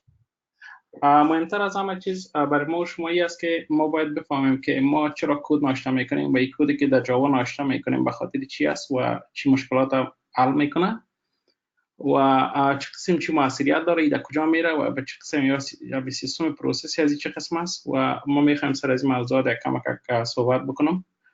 اصلا موضوعی که خود لوگاریتم یا خود جاوا را که ما په کانسپت را یا لاجیک را که ما در جاوا استفاده میکنیم یا ناشته میکنیم در حقیقت یا یک بزنس سولوشن را ما مد نظر میگیریم که یک نیازمندی تجاری یا یک نیازمندی که یک کمپانی داره او را باید ما شما چی بکنیم مرفوع بکنیم. هدف از یاد گرفتن پروگرام جاوا هم که ما بخصوص وب اپلیکیشن جور میکنیم همین است که ما با در نظر داشته کاستومرایی که از کمپانی هست یا استفاده میکنن از اپلیکیشن یا سرویس کمپانی بر از یا ما خدمات را فراهم بسازیم که یا بتونن که به صورت درست همی بزنس از یا به صورت درست ران شوه و نیازمندی کاستومرها شوه مرفوع شوه. دایی تقریبا خود چطور اسکرین که شما اینجا میبینین یک بسیار یک آرکیتکچر بسیار ساده و مقدماتی وب اپلیکیشن می باشه. وب اپلیکیشن که ما میگم برای شما هدف می است که اگر شما در موبایل باشین یا در چیز یا در وبسایت مثلا یک وبسایت که شما سرچ میکنین مثلا آمازون است یا والمارت است یا کروگر است یا هر وبسایت که شما میخواین که استفاده بکنین هدف که وب اپلیکیشن میگم اوج است. یک ساختار بسیار ابتداییش است که شما در اینجا میبینین که چی پروسس جریان داره و از چی از کجا چه قسم امرایی که دیگه خود کمیونیکیت میکنه سرویس و چه قسم خدمات ارائه میکنه. چیز مرا شما میبینن همه ماوس مرا معلوم میشه کرسر؟ بله استاد. بله استاد. اینجا قسمی که شما میبینید گفتم یک بیسیک وب اپلیکیشن آرکیتکچر است که این کلاینت ها که هست مثلا کلاینت اپلیکیشن یک کلاینت اپلیکیشن دو و کلاینت اپلیکیشن ان. هدف از این است که یا که هست میتونه که کاستومر است که از کاستومرای است که از اپلیکیشن از وب اپلیکیشن استفاده میکنن و یا اینا میتونن که از طریق وب لاگین شون یا طریق براوزر مثلا از طریق گوگل کروم است اینترنت اکسپلورر است یا موزیلا است هر براوزری که است از طریق میتونن که در سیستم داخل شون و چک بکنن معلومات در وب و یا میتونن که از طریق موبایل هم چیز کنن از طریق اپلیکیشن موبایل داخل میشن در سیستم استفاده میکنن یا روش های دیگه که مثلا اگر وجود داشته باشه. و بعد از اینکه مثلا و تمام این معلومات ها که هست در می سیستم خود می وب اپلیکیشن به صورت کار به شکل سند ریکوست و ریسپانس هست. یعنی که کاستومر از اپلیکیشن یا موبایل خود که استفاده میکنه از این سرویس این ریکوست چی میکنه سند میکنه ریکوست میکنه. وقتی که ریکوست میره در سیستم در سرور دوباره ریسپانس چی میشه دوباره سرور دوباره ریسپانس میکنه و هم ریکوستش رو گیره و یک کمیونیکیشن بین کاستومر و بین اپلیکیشن چی میشه ایجاد میشه که این هدفش همین است. در قدم نخست وقتی که مثلا شما در وبسایت آمازون از داخل میشین به طور مثال ما آمازون رو براتون میگم وقتی که شما مثلا یک چیز را سرچ میکنین یعنی از طریق وب سرچ شما سرچ کمر چیزی را سرچ میکنین نمی ریکوست شما از در حقیقت شما ریکوست میکنین در حساب تکنولوژی و وب اپلیکیشن و معلوماتی که دوباره در صفحه شما دیسپلی میشه یا دوباره ریسپانسی است که از طریق اپلیکیشن از طریق سرویس بر شما چی میشه ارائه میشه و ریکوست شما چند لایر چند قسمت در بر میگیره. اولی میه به قسمت وب سرویس ای پی آی یا وب سرویس اپلیکیشن پروگرامینگ اینترفیس میگم. من نمیخوام که در بسیار موضوعات تکنیکی از یا برم که اینجا شامل گیتوی هاست و پراکسی ها و یاست. ما میخوایم سر از موضوعات صحبت بکنم. میخوایم یک ایده عمومی برای کلابتون. در قدم نخست ریکوست می در وب سرویس ای پی آی وضو بعدن دوباره او کتی اپلیکیشن لایر سرویس ها به تماس میشه. اینی نام سرویس های است که در داخل اپلیکیشن وجود دارد. نام سرویس های است که وجود دارد در خود امی وب. مثلا آنلاین ریکامندر سرویس است، اکشن سرویس است، آفلاین ریکامندر سرویس است.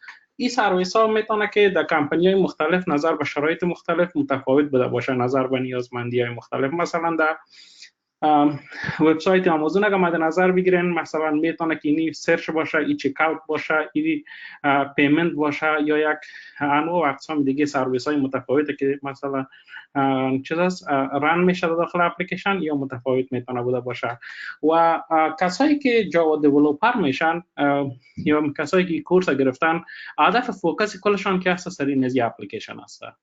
تمام کارهایی که میکنن فقط یا این اپلیکیشن به وجود میارن یا سرویس را ایجاد میکنن که چیز کنه، که خدمات به مشتریان چی بکنه، ارائه بکنه.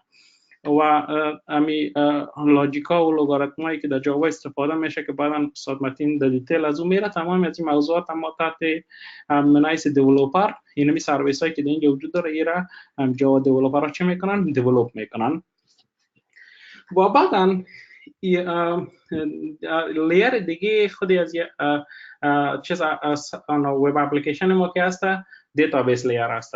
در دیتابیس لیر دیتابیس های وجود داره که معلوماتی که دسته سرویس ها نیاز است در اینجا چی است، در دیتابیس ها همیشه ذخیره می بوده باشه. مثلا در آمازون مثلا شما یک آیفون سرچ میکنن یا یک موضوعی را سرچ میکنن، اتوماتیک اون میاد. مثلا به طور مثال ریکوست شما میاد به سرچ سرویس، از سرچ سرویس خودش کدام چیز خاصی نداره، مجبور است که او بره راجع شود ریکوست چک بکنه دیتابیس که در دیتابیس چی وجود داره. هر چیزی که در دیتابیس وجود داشت دوباره او چی میکنه، او را پول میکنه داخل میکشه داخل دیتابیس و دوباره او ریسپانس میکنه در کاستمر که کاستمر ببینه که چی وجود داره و نتیجه را به دسترس از او قرار بده. کی بخش دیتابیس در اینجا قرار داره. و کسایی که مثلا جاوا دیولپر میشن یا کورس را که گرفتن یا یک قسمی که استاد متین نو پیشتر یادآور شد، یک رابطه بسیار تنگاتنگ بین دیتابیس و بین جاوا پروگرامینگ وجود داره که یا بدون یکی دیگه اصلا به مفهوم است تا ای که چیز نبوده باشه. باید شما دقیق کسی که در این بخش کار میکنه باید اساسات دیتابیس هم باید چی باشه، بلد بوده باشه، چرا که سرویسی که ایجاد میکنه کمیونیکیشن همیشه در کمیونیکیشن است همراه دیتابیس. و دیتابیس خودش معلومات از کجا میکنه؟ دیتابیس دیگه سرویس های دیگه در اینجا وجود داره که در کمپانی یک نمونه و سامپل بسیار ساده است که من براتون نشان دادم. دیگه سرویس های وجود داره که دیتا را لود میکنه در داخل از این دیتابیس، مثلا اکساس آیتم است یا معلوماتی که در دیتابیس پرایس هاست یا چیزایی که هست، در این مکمل دیگه سرویس وجود داره که در داخل چی میکنه، ایرا لود میکنه در داخل از این دیتابیس. همیشه دیتابیس اپدیت نگاه میداره و نظر به اینمی اپدیت دیتابیس دوباره یا چی میشه اینجا در کاستمر ها خدمات را میشه. و به اساس خود همی کانسپت وب اپلیکیشن اینجا ما به نام پرودیوسر و کانزومر داریم که پرودیوسر که از دیتا را میگیره، دیتای تولید شده است که پرودیوس میکنه، دیتابیس دائم اپدیت نگاه میکنه. و اپلیکیشنی که در اینجا وجود داره کانزومر است یا مصرف کننده است که دیتایی که در داخل دیتابیس میایه او را میگیره در کاستمر چی میکنه، در دسترس کاستمر قرار میده. دیگه اینی در کل یکی از استراکچرهای بسیار ساده از های لیول ویوی خود وب اپلیکیشن است، آرکیتکچر وب اپلیکیشن است. و فعلا شما منایس جاوا دیولپر که کار میکنیم و هدف کل ما در این اپلیکیشن لایر است که این اپلیکیشن لایر ما دیزاین کنیم اپلیکیشن های خوب و مطلوب نظر به کمپانی و نظر به درخواست خود کمپانی و شرایط کمپانی. و دیگه این دیتابیس کانکتیویتی را که ما کانکت میکنیم ایرا و دیتابیس قسم همراه برنامه جاوا کانکت میکنیم ایرا ما سرش پاس میکنیم. کدام سوال هست در این بخش؟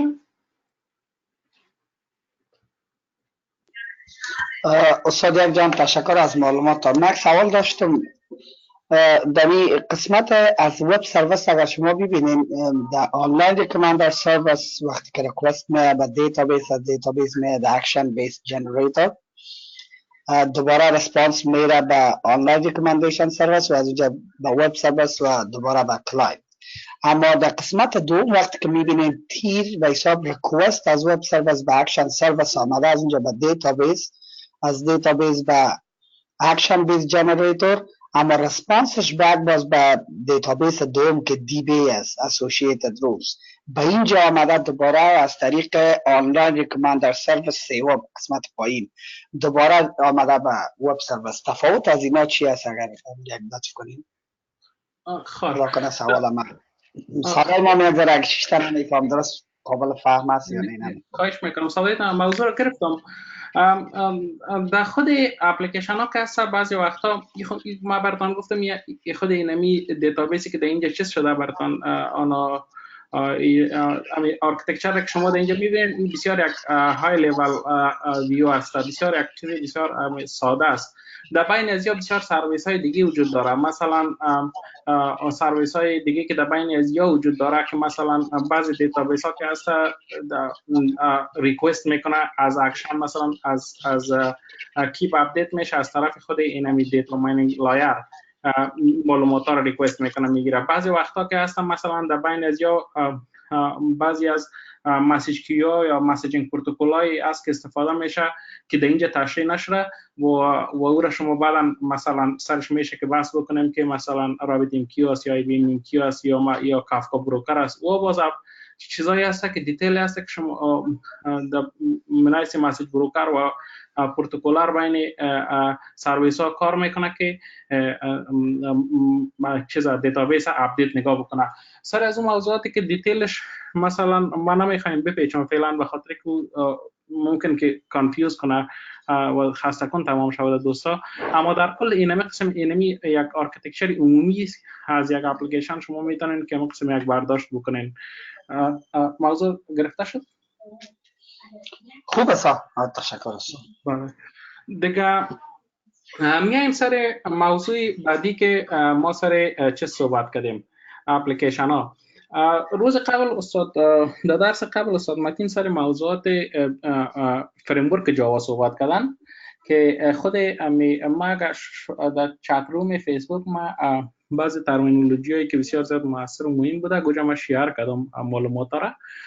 بعضی از ترمینولوژی های مهمی که بود، بعضی از فریمورک های بسیار جاوا فریمورک های زیاد داره که یکی از بسیار مشهور و مهم از اون که هست اسپرینگ بود اپلیکیشن است که از جمله مایکرو سرویس است. به صورت عموم اینمی ساختار اپلیکیشن ها به دو شکل می باشه، یا به شکل مونولیتیک است یا به شکل مایکرو سرویس است. تفاوت مونولیتیک و مایکرو سرویس چی است؟ وقتی که می اپلیکیشن رو دیولپ میکنن امی دیولپرها امی آرکیتکچر خود داخل از که هست اینی که شما رو میبینن ای به شکل چیز هست مایکرو سرویس هست که مایکرو سرویس به معنای از این هست که سرویس ها هر کدامش به شکل جداگانه دیولپ شده و همراه دیتابیس ها ارتباط برقرار کرده ای به شکل جداگانه است و مخاطر به نام مایکرو سرویسی را یاد میکنن. و یک دیگه چیزی که داریم ما مونولیتیک است، شکل دیولپمنت اپلیکیشن ها در قدیم بود یا در سابق بود که در اینجا شما میبینین که مثلا دیتا اکسس لایر، بزنس لاجیک و یوزر انترفیس اینمی مکمل کلشان تقریبا در یک انوایرمنت یا در یک جای که دیگه شان تمرکز دارن که در اینجا مثلا کامپلیکیشن یا اینجا بسیار زیاد مغلق‌تر می باشه وقتی که سرویس ها اگر مثلا 5 یا 6 سرویس اگر این وقت با هم دیگر یک جای دیولپ شوه به شکل مونولیتیک آرکیتکچر، اگر یک سرویس عوارض بکنه ممکن که دیگه سرویس ها را مکمل از بین ببره. مثلا به طور مثال ما آمازون براتون مثال دادم، اگر چیز است مثلا سرچ است، چک اوت است، پیمنت است، اد تو کارت است یا دیگه آپشن هایی که در خود آمازون هست. اونمو سرویس ها اگر یا به شکل کلش به شکل منسجم در یک محیط با هم دیگه دیولپ شوه به شکل مونولیتیک، اگر یک سرویس عوارض بکنه ممکن که دیگه سرویس ها را افکت بکنه و پیدا کردن از مشکل از او بسیار زیاد چی است مغلق است و سبب میشه که سرویس یا می اپلیکیشن چی شود داون شود و کاستومرها از او اپلیکیشن از وبسایت استفاده درست کردن نتونن. از خاطر همین مطلب که یک ذره سهولت به وجود بیارن تکنولوژی نوع مایکرو سرویس به وجود آمد که در مایکرو سرویس چی کردن ایره گرفتن هر سرویس ها را به شکل کوچک با دیکاپلینگ کردن. اینجا که از کاپلینگ است کلشان یک جای هست و اما اینجا دیکاپلینگ برعکس کردن یا را از یک دیگه شان هر اپلیکیشن به شکل مایکرو سرویس جدا جدا سرویس های جداگانه یا را ایجاد کردن و این سرویس های مایکرو سرویس ها با دیتابیس ها کنکت هست و هر با یک مایکرو سرویس خراب میشه دیولپرها یا کسایی که در تیم تکنیکی خود کمپانی است و زودتر میتونن که درک بکنن که مثلا این مایکرو سرویس خراب شده اما دیگه مایکرو سرویس ها چی است هیچ کدامشان افکت نشده. مثلا سرچ خراب شده کارت کار میکنه مثلا پیمنت خراب شده اما در این وقت کل اپلیکیشن چی نمیشه از بین نمیره یا از فانکشن باز نمیمونه. یکی از موضوعاتی که بسیار زیاد مهم در بخش خود امی دیولپمنت وب اپلیکیشن است این است که هدف بزنس یا هدف امی خود لاجیک تارگت این امی بیسد اپلیکیشن دیولپمنت این است که باید یک اپلیکیشن باید همیشه اویلیبل باشه و همیشه اکسسیبل باشه و ریلایبل باشه تا اینکه بزنس هیچ وقت چیز نکنه امپکت نبینه یا به اثر عوارض کردن امی خود امی اپلیکیشن ها از چیز باز نمانه. مثلا به طور مثال امروز تمام تقریبا به مدت 2 ساعت ماسترکارد و ویزا کارت سرویسش در امریکا و انگلستان و فرانسه برای 2 ساعت از ساعت 1 تا ساعت 2 بجه قطع شده بود و در اثر از قطع شدن از او سرویس تقریبا هزار کمپانی های دیگه که آنلاین هر چیز خریداری میکردن و متضرر شدن.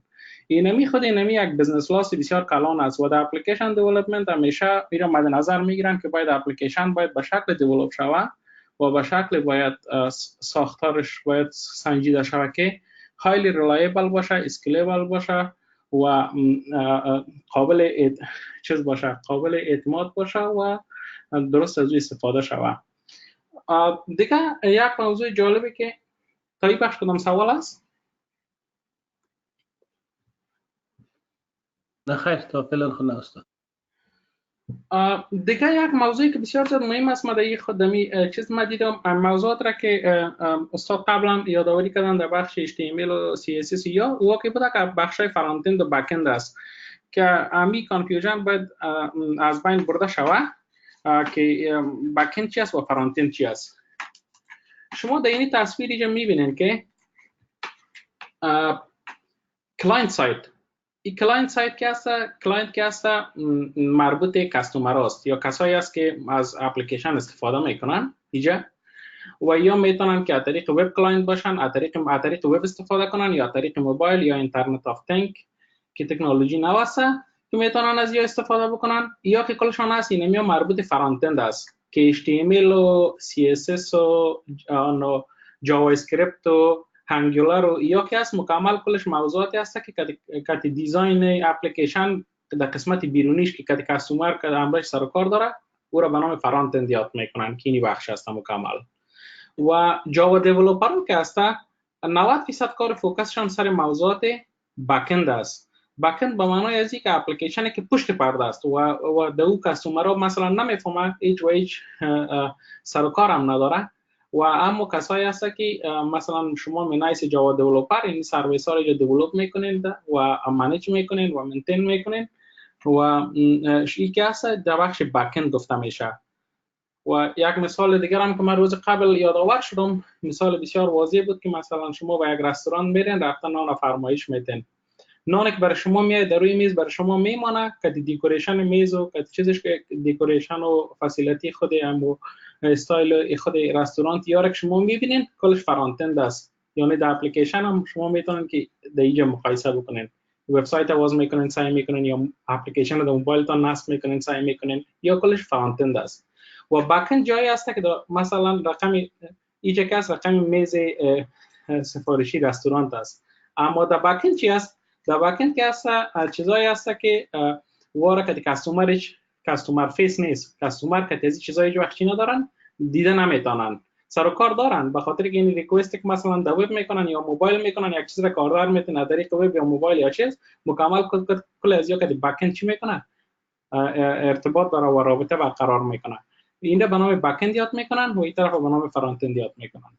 اگر یک وبسایت باز بکنین استاد صدری که ما فرانت اند خوبتر ببینیم که میشه در ذهن ما ذهنش نشد چرا نیست خب به طور مثال ما میخوایم که وبسایت آمازون براتون باز میکنم شما در این سایت آمازون دکوریشن هم میبینین اینجا دکور آمازون هم میبینین یا اکانت ها رو میبینین یا دیتیل از این مردم هم میبینین یا دکوریشن یا کل شکل میبینین یا رو مکمل اینمی بخشا چی است مکمل کار فرانت اند است و توسط همین استاد قبلا درس دادن موضوعات HTML و CSS و انگولار یا که است این دیزاین ها و چیزا رو کلش جور میکنه که به نام فرانت اند یاد میکنه اما وقتی که من در اینجا مثلا در آیتی میایم مثلا ناشته میکنم که لپتاپ وقتی که سرچ میکنم اینمی که وقتی که من لپتاپ ناشته میکنم سرچ میکنم دقیقاً من چی کردم اینمی سرچ که من در اینجا کردم هم سرچ که انجام دادم دقیقاً من ریکوست روان کردم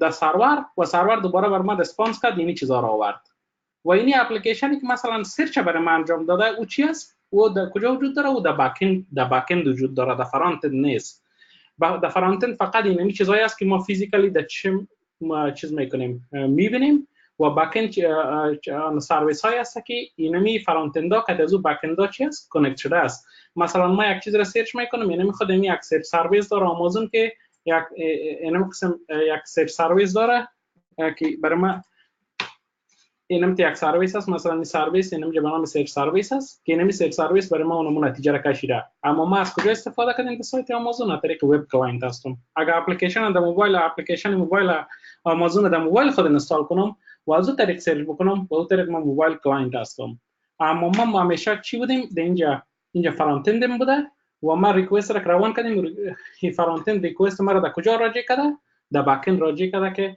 از سرچ سرویس رفته معلومات رو برای ما دیتابیس اینیا را کشیده موضوع فهمیده شد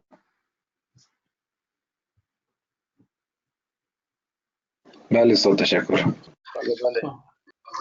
دیگه موضوعی که بسیار زیاد مهم است این است که امی اپلیکیشن ها به طور مثال اگر ما پس برم سری دیگه به طور مثال اینمی اپلیکیشن ها که در کجا اینستال است در کجا نصب است ما در تقریبا ممکن که اگر دروغگویی نشم عبارت تقریبا 80 الی 90% اپلیکیشن های آپریتینگ سیستمی را که استفاده میکنن لینوکس است شاید نامش شما شنیده باشین یا استفاده هم کرده باشید بعضی از دوستان لینوکس است لینوکس یک اوپن سورس اپلیکیشن آپریتینگ سیستم است که صفحه سیاه داره و در صفحه سیاه مثلا این اپلیکیشن و در لینوکس این اپلیکیشن ها دیپلوی میشه نصب میشه و از اونجا رن میشه و استفاده میکنن کسایی که مثلا ما یک دفینیشن بسیار خلاص درباره چیز دادم درباره لینوکس لیست ترمینولوژی که من شریک کردم کسایی که میخواین با زیادتر در مورد ازی بفهمن خودشان باید یک کم جستجو بکنن و گپ بعدی است که شما اگر علاقه‌مند بودین میتونن در بخش لینوکس هم کم معلومات پیدا کنین لینوکس رقم ویندوز و رقم مک و اینیا یک اپراتینگ سیستم است که زیادتر در چیز استفاده میشه در اینفراستراکچر و در وب اپلیکیشن این موضوعات از استفاده میشه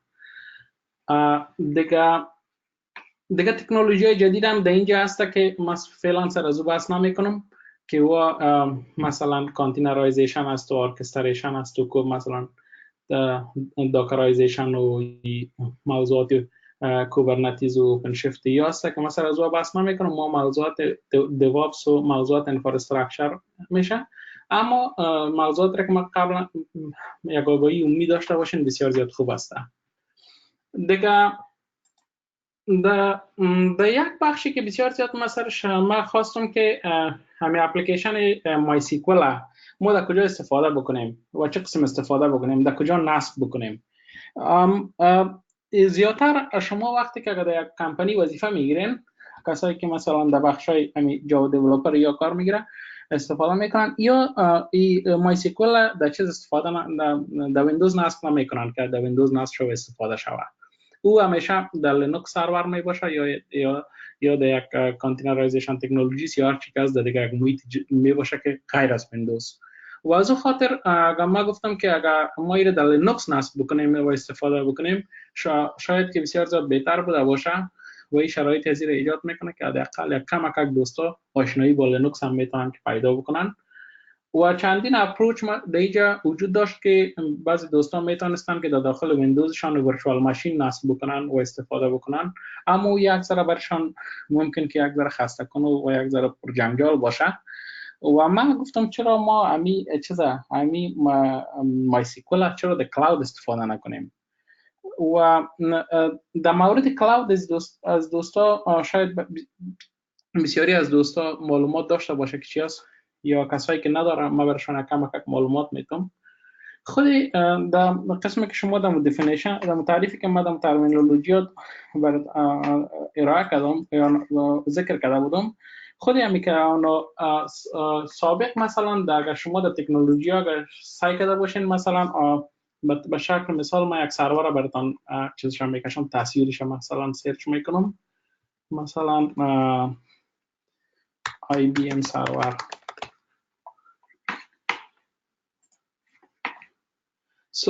سرور یعنی پروسه ماشینای کامپیوتر انجینای بسیار فیزیکی بود، بسیار قدیمه و به اندازه بسیار کلان شما میبینید که حتی به اندازه خانه در داخل چیز بسیار زیاد وسیع و کلان یا وجود داره. این سرورها جایی هست که اپلیکیشن ها داخل از سرورها لینوکس اکثریتشان لینوکس نصب می باشه، اپراتینگ سیستم لینوکس نصب می باشه و یا اپلیکیشنی که شما دیولپ میکنین ایده داخل این سرورها چی میشه؟ رن میشه. در تکنولوژی سابق یا تقریبا سابق هم گفتن نمیشه، مثلا الان بعضی از کمپانیایی هستن که از این مدل سرورها استفاده میکنن، سرورهای فیزیکی کلان که بسیار زیاد پر مصرف هستن به خاطر که همیشه مینتیننس ازی بسیار کاستلی است. آنها چیز میشه آنها استفاده میکنن، اما در تکنولوژی نو با جاگزین نظمی ماشینای محیط فیزیکی کلان به جای از یک تکنولوژی جدید ایجاد شد به نام کلاود کامپیوتینگ که اینمی تمام اینمی محیط به جای اینمی دستگاه فیزیکی برای ما و شما در فضا برای ما و شما چیز میکنه، شرایط برای ما مساعد میسازه که ما اپلیکیشن در اونجا چی بکنیم؟ دیپلوی بکنیم که از این به نام چیز یاد میشه، به نام کلاود تکنولوژی یاد میشه که فعلا در مارکتی که در امریکا و در اروپا و در تمام دنیا زیادتر کلاودایی که مشهور است آمازون وب سرویس هستن که مربوط آمازون میشه و دیگه گوگل کلاود هست که مربوط کمپانی گوگل میشه و دیگه ایجور هست که مربوط کمپانی مایکروسافت میشه. و ما خواستیم که بجای از اینکه شما اینمی مای سیکوال در داخل کامپیوترتان استفاده بکنین، چون که ما یک قسم به این سرورها دسترسی نداریم و نیاز هم نداریم، فعلا ما در مورد در حالت چی هستیم، تعلیمات هستیم که درس میخوانیم، خواستیم که ما از تکنولوژی کلاود استفاده بکنیم و همین مای سیکوال خود ما را در داخل یک محیط کلاود دیپلوی بکنیم یا نصب بکنیم. دیگه از خاطر ما کلاود را که مد نظر گرفتیم در اینجا به نام گوگل کلاود است. شما میتونید که استاد با معذرت ببخشید که یک سوال پیدا شد اینجا، اگر در قسمت چیز ما در لپتاپ خود ورچوال ماشین دارم و ویندوز هم داریم، اگر حالا که شما از طریق کلاود میخواین است بر ما تدریس کنین، اگر ما کلاود هم در این اینستال میکنیم سر خود حجم یا کپاسیتی کامپیوتر یک ذره فشار وارد نمیکنه، من چون معلومات ندارم میشه خواستم پرسان میکنم پیش از اینکه شما در مرحله برین. تشکر. کلاود اصلا نصب نمیشه در کامپیوتر. کلاود چیزی نیست که در کامپیوتر نصب شود. کلاود فقط در براوزر میرین، گوگل میکنین، سایت براتون وصل میکنه لاگین میشن در داخل اکانت کلاودتان و محیط هم اینجا خودتان ایجاد میکنین. اینجا اصلا ربط به فیزیکال ماشین شما نداره و این از اون خاطر است که کلاود همیشه ریلایبل است و همیشه اویلیبل است و سرویسش هم بسیار زیاد چیز است، قابل اطمینان و قابل اعتماد است. به طور مثال کسایی که مثلا ما در این بخش میخوایم که از گوگل کلاود استفاده بکنیم، به خاطر از اینکه ما گوگل کلاود استفاده کردیم ما مشکل ندارم، در آمازون هم تجربه دارم کار کردیم و در گوگل کلاود هم در اژور هم. اما چیزی که از گوگل کلاود که است تقریبا شما اگر اکانت جور میکنین $300 کردیت فری برای شما میده در اکانت که میتونین که از تمام سرویس ها از او شما چی بکنین استفاده بکنین تا $300 مصرف بکنین. وقتی که $300 کردیت که مصرف کردین شاید نظر به کاری که شما میکنین در 2 سال هم خلاص نشود $300. اما وقتی که خلاص شد پیش از خلاص شدن میتونین که شما اکانتتان رو دی اکتیو بکنین در کلاود و هیچ کدام مشکل نداره. خب اگر کسی سوال نداره ما میخوایم که یک راهنمایی بکنم که شما چه قسم در کلاود مثلا اکانت جور میکنین و چه قسم جور میکنین. استاد بازم یک سوال در قسمت وب سرویس چطور؟ چون وب سرویس هم به شکل فری و شما را اکسس میته برای اکانت جور بکنین، اما فکر میکنم یک مقدار داره که تا یک اندازه را شما میتونین به شکل فری استفاده کنین، بعد از او باز اگر از او کسی دیگه فکر میکنم استفاده میکنه باید پی کنین. اونم اگر یک معلومات بتین چون من وب سرویس دارم. هدف وب سرویس آمازون وب چیز است؟ آمازون است؟ دقیقاً. اگر آمازون شما اکانت دارین، آمازون هم که است فری تیر سرویس داره، اما ما او را ترجیح نمیتونم به خاطر از اینکه بعضی آپشن هایی که مثلا شما در آمازون استفاده میکنین در چیز در کلاود جی سی پی استفاده میکنین، اگر در آمازون استفاده کنین سر شما پیسه چارج میکنه.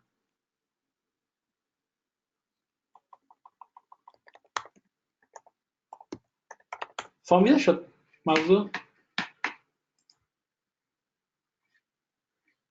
بله استاد بله. مثلا در آمازون هم اینی سایتش از شما میتونن جور بکنین، اما ما زیادتر گوگل کلاود به خاطر از جی سی پی را ترجیح میتونم که شما میتونین که در اینجا $300 براتون فری میاد، از این میتونین در سرویس استفاده بکنین که در اینجا مثلا شما وقتی که یک حال خب بسیار ابتدایی هستیم در مرحله ابتدایی قرار داریم، وقتی که شما کمی اساسا پیش برین باز ما بعضی از کانفیگوریشن های کلاود براتون میگم که شامل ورچوال پرایوت کلاود چه قسم ساخته میشه و فایروال چی است و از کجا چه قسم پورتا کاتگوریش کامیکیشن میکنه و فایروال ها رو چه قسم رول چه ست میکنه، این چیزا رو باز ما در گوگل کلاود میتونم بر شما همکاری بکنم دیگه. اگر ما مطمئن هستم اکثریت از دوستا در جیمیل دسترسی دارن و جیمیل آدرس دارن. اگر جیمیل آدرس داشته باشین شما میتونید که بسیار زود با آسانی در این چیز در گوگل کلاود دسترسی پیدا بکنین. کسایی که جیمیل ندارن میتونن که یک دانه اکانت جیمیل جور بکنن، یک دانه اکانت جیمیل جور بکنین و بعد از این ما براتون یک راهنمایی میکنم. بعد ما در دفعه بعد در سیژن بعدی باز نصب مای سیکوال اونجا کار میکنم که چه قسم نصب میشه. مثلا اکانت جیمیل که شما جور کردین میایین در گوگل میگن که جی سی پی یا گوگل کلاود کامپیوتینگ نوشته بکنین. وقتی که جی سی پی را سرچ کردین در گوگل اینی صفحه میایه براتون، سعی کنین گوگل کلاود کامپیوتینگ سرویس سر از شما کلیک میکنین. اگر ما از لاگ اوت میشم به خاطر از اینکه میخوایم که عملا در شما نشان در دوستان نشان بدم. وقتی که سر کنسول شما کلیک میکنین اینجا برام این وقتی که دوباره میره از صفر نشان بدم جی سی پی گفتن اینی صفحه آمد. وقتی که سر گوگل کلیک میکنین سر از گوگل کلاود کامپیوتینگ اینجا من سر از کنسول این قسمت راسته بالا کلیک میکنین. اینجا برام از شما اکانت میخواین. اگر اکانت مثلا داشته باشین خوب ایمیل چیز همین اکانت تان میزنین و بعد از پاس نکست میگن پسوردش هم میزنین اتوماتیک در داخل جیمیل براتون داخل همین گوگل کلاود داخل میشه و با مجردی که در صفحه داخل گوگل کلاود شما داخل شدین از شما چیز میخواد کردیت کارت معلوماتش هم میخواد اما چیزی را هیچ پیسه از اکانت شما دیدکت نمیکند. $300 بر شما میته فری تا که شما او 300 مصرف بکنین. بعد از او باز اگر استفاده کردین از کارت استفاده میشه. به طور مثال ما در این اکانت که ما جور کردیم تقریبا 4-5 ماه شد که جور کردیم. اما ما وقتی که سعی کنیم و بلنگش سعی میکنم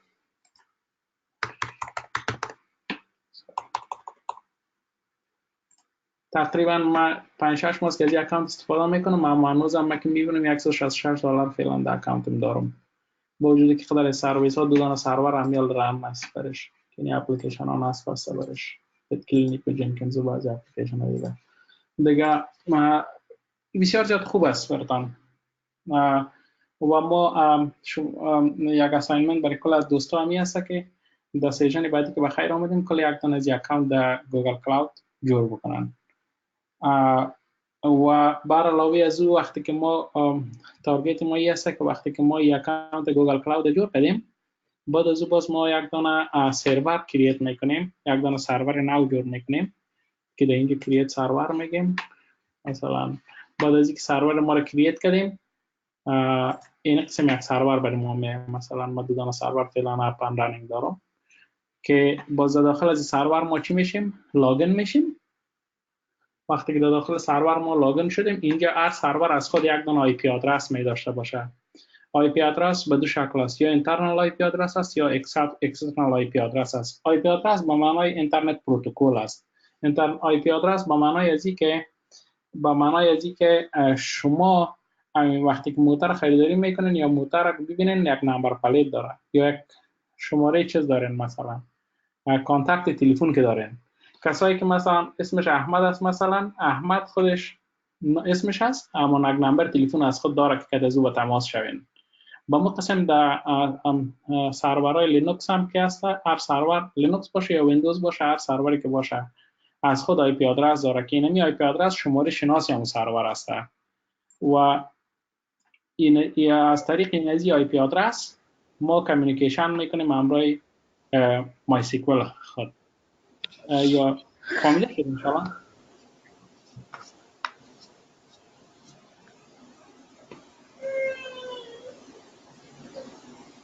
کدام سوال هست تایی بخشن؟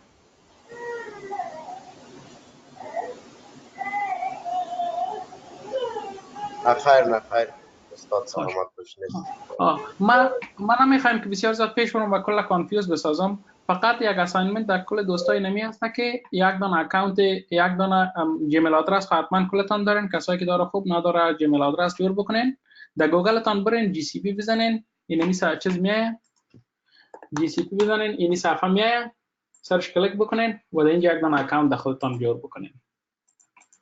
کلیک کنین، اگر داشته باشین خوب، اگر نداشته باشین اینجا چیز کنین فقط معلومات تان پارتین، جیمیل آدرس تان پارتین، نکست بگوین، اکانت تان باید سید بوده باشه. و موضوعات دیگه که مثلا واقع مانده او را میتونیم که ما در درس بعدی سرش بحث بکنیم.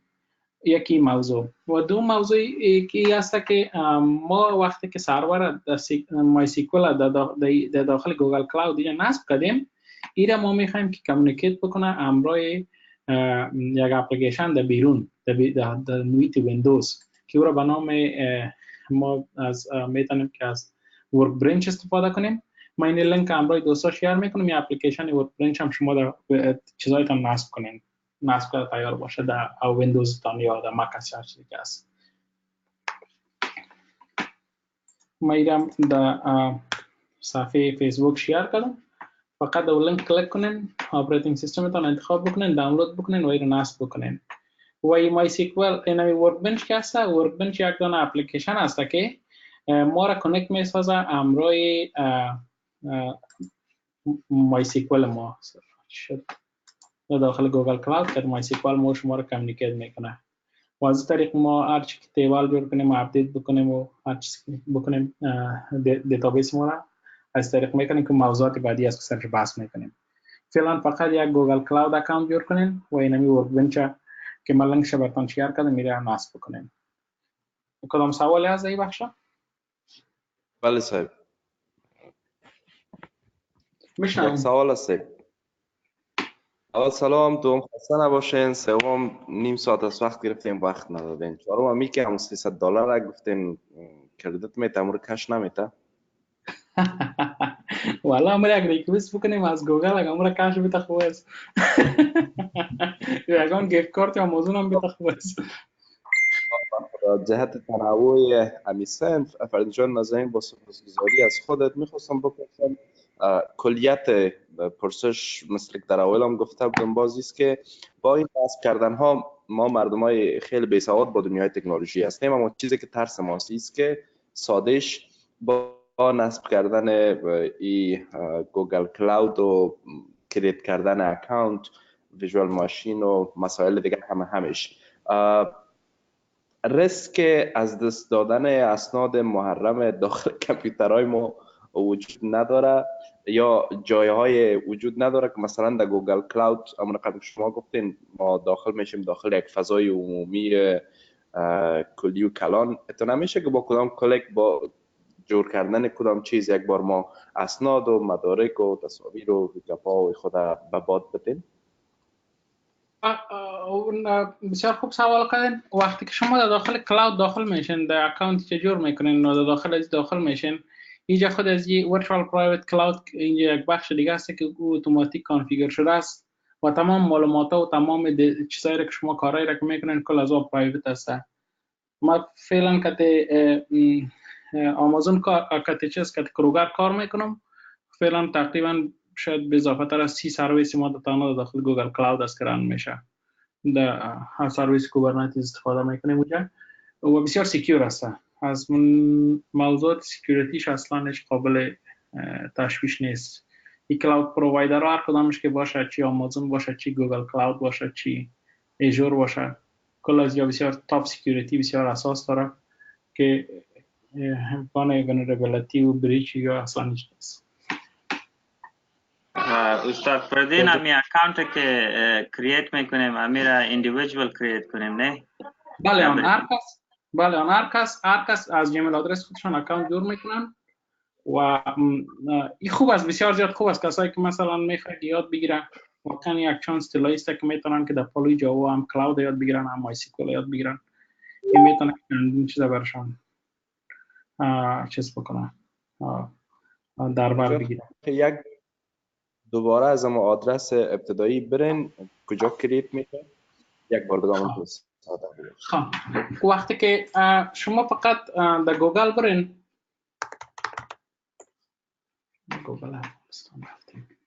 خب در گوگل برین در گوگل نوشته کنین گوگل کلاود پلتفرم یا جی سی پی نوشته کنین کلش یکیست. وقتی که شما گوگل کلاود پلتفرم نوشته کردین یا جی سی پی نوشته کردین اینی صفحه براتون میواز میشه و شما سر گوگل کلاود کامپیوتینگ سرویس چی میکنین؟ کلیک میکنین. بعد از اینی صفحه میبره شما. بعد از شما در قسمت راست در بالا در کنسول کلیک میکنین که شما رو در کنسول جی سی پی ببره. اینجا بر شما میگه که چیز تان پرتو اکانت خود پرتو. شما باید یک دونه جیمیل آدرس ساختگی داشته باشین. جیمیل آدرس تان در اینجا داخل میکنین، نکست میگین، پسورد یا جیمیل تان میندازین. بعد از این اتوماتیک براتون اکانت کرییت میشه. معلومات تان بازی مثلا بلنگ آدرس و معلومات کد چه آدرس خانه و چیزا رو میخواد اد میکنین اکانت براتون فری کرییت میشه. دیگه از یک روپیه هم از اکانت شما نمیگیره. وقتی که چک کنین $300 در اکانت تان است به خاطر که ما فایروالا را ست میکنیم دی و بعد وی پی سی یا کانفیگوریشن یا میکنیم و مصرف داره. که از آمازون استفاده بکنیم باید پی از یو گوز هر قدر که شما استفاده کنید همونقدر باید پی بکنید در آمازون. اما گوگل کلاود هم $300 میده چارج میکنه از هم پیسی خودش رو برای چارج میکنه. خب اگر کسی پسورد و چیزایش یادش بره باز اکانتش اگر استاد اگر پاسوردشان از یادش بره فقط میتونه که دوباره پس ریکاوری بکنه پاسوردش نظر به نمبر تلفنش نظر این هم جیمیل اکانت جیمیل است دیگه. فقط اونم اکانت جیمیل تان که اونم یوزر نیم و که اونم پاسورد تان میتونید در جی سی پی هم داخل شون اکانت جور کنین. اگر احتمال داره که مثلا اگر جیمیلش از یادش بره بعدا اکانتش چطور باز مثلا دی اکتیویت بکنه، به خاطر که کردیت کارت چیزا اضافه میشه نی؟ او را استاد دیگه ام رقمی که مثلا در جیمیل مثلا ما اگر کل شاید بلدیت داشته باشه که مثلا فارگت ایمیل چیز داریم، فارگت پاسورد داریم، نظر به تلفن یا مالتی فاکتور اتنتیکیشن از دیگه چندین طریق میتونه که اون نظر مثلا دیت آف برتش یا نظر به نمبر تلفنش دوباره میتونه که لاگین شود. خب بله آن یا ریکاوری ایمیل که در اینی که اکانت جیمیل جور میکنن در جریانش یک دانه ریکاوری ایمیل هم میخواید که کدام ایمیل آدرس دیگه داشته باشی. وقتی که پسورد از یادتان رفت میتونن که شما سیستم اتوماتیک در اکانت در ایمیل دیگه تان براتون پسورد روان میکنه یا لینک روان میکنه که رسید کنن. استاد همون لینک کلاود از ما به حساب کنسول نداره، از ما get started for free است بجای همون کنسول. خب شما همین پروسه را که ما گفتیم همین پروسه را تعقیب کردین؟ بله استاد اینمی صفحه است خو از ما به حساب get started for free است، به خاطر ما شاید اکانت نداشته باشیم کنسول نداره، چون زمانی که اکانت کرییت کنیم با شاید کنسول داشته باشیم، چون شما آلریدی اکانت دارین. ما اکانت دارم که کنسول داره، اگر اکانت نداشته باشه شاید دلیلش باشه. اینی علامه است گوگل کلاود کنسول کامپیوتینگ سرویس، این متن است. بله استاد. سر از این کلیک بکنید. از شما اینمی صفحه ما استاد صرف اون کنسول نداره استاد، صرف اون بجای کنسول دیگه تمامش یک چیز است استاد، این صفحه است صرف بجای کنسول get started for free است.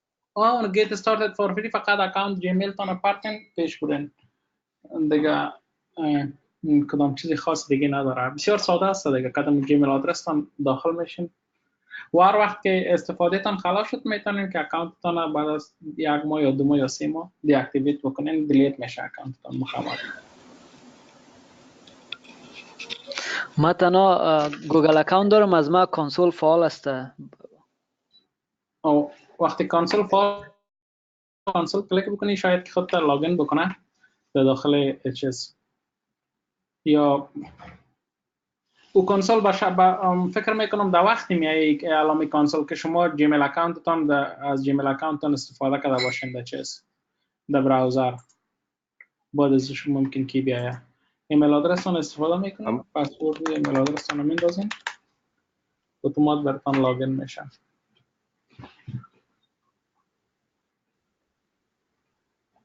همونطور از فردی جان پس از همون کلیک ساده دوباره همون کنسول روی صفحه من ظاهر شد. پس از کلیک کردن روی از او من در همین صفحه هستم فعلا. معلومات بلنگ اگر روی بلنگ رفتم اونجا معلومات میخواه، یعنی در حال حاضر گو تو گو همین صفحه کریت شدن.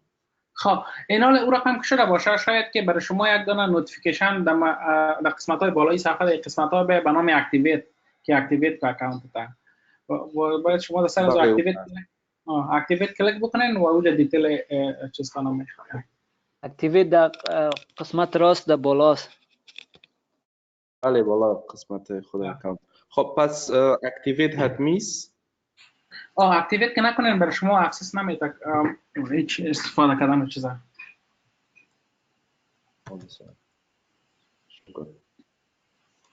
استاد یک لطف دیگه کنین امیره وقتی که از جیمیل اول میرین کلاود من نتونستم پیدا کردم متاسفانه. باید اول ساین اوت کنیم از جیمیل بریم یا هیچ اگر جیمیل تان لاگین است هیچ اصلا ساین اوت نکنین، فقط جی سی پی نوشته کنین اینی صفحه میاد. خب ما قبلا ساین اوت کردیم پس ساین ان باید بکنم؟ نه فقط چیز کنین جی سی پی نوشته کنین همین صفحه آمد. جی سی پی خب یک لحظه من میرک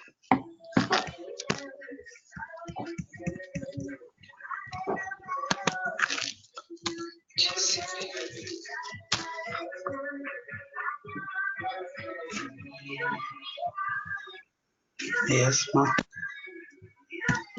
کسی که اف اس است نامش، صدایش به من بسیار آشنا هست. نام مکملشان چیست؟ همین اف اس هست. من بیشتر گفتیم صد گپ میزنم.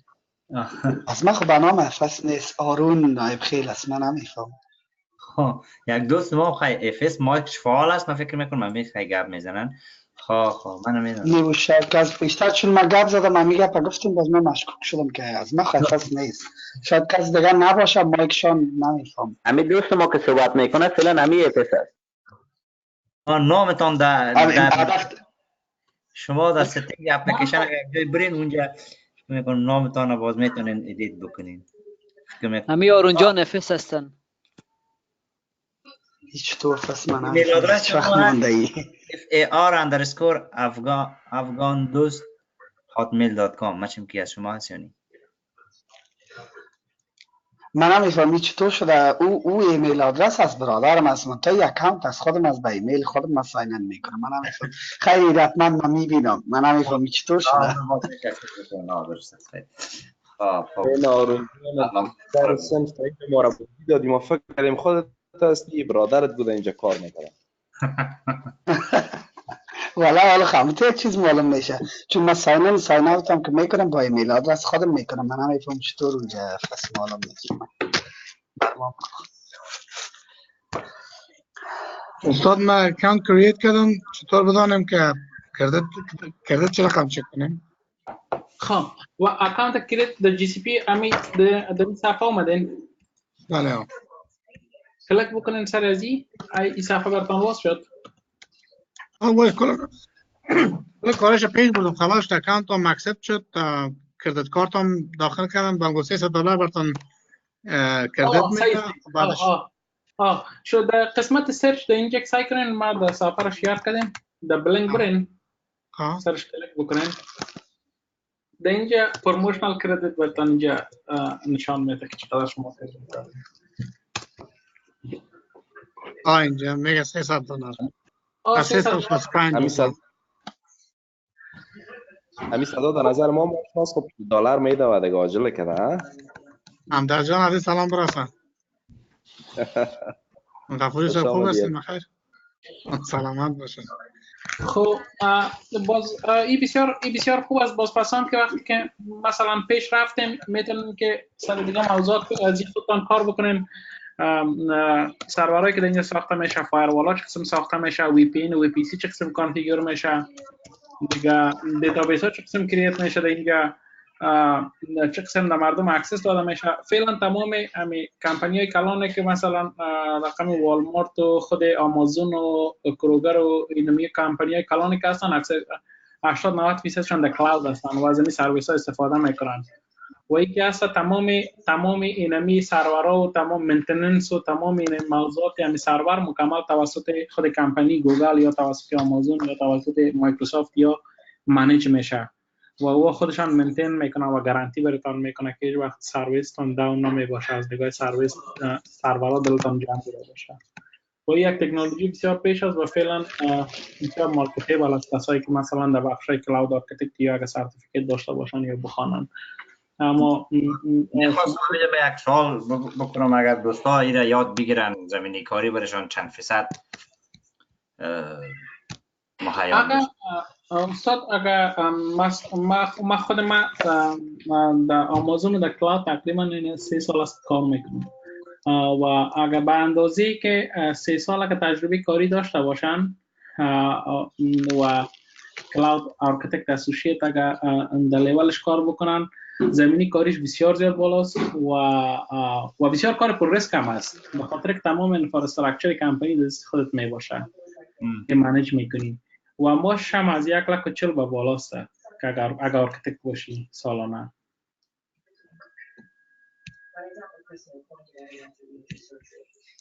استاد جان اجازه باشه یک سوال شخصی، همین جنکن بر چی استفاده میکنن؟ جنکنز ما اصلا بک‌گراند ما در دیوپس هستم. ما دیوپس انجینیر اول شروع کرده بودم کار، بعد از بعد کلاود کار کردم حال اپریشنال ریلایبیلیتی و جنکن که سی آی سی دی موضوعات بعدی است مربوط چیز است اون دیوپس است.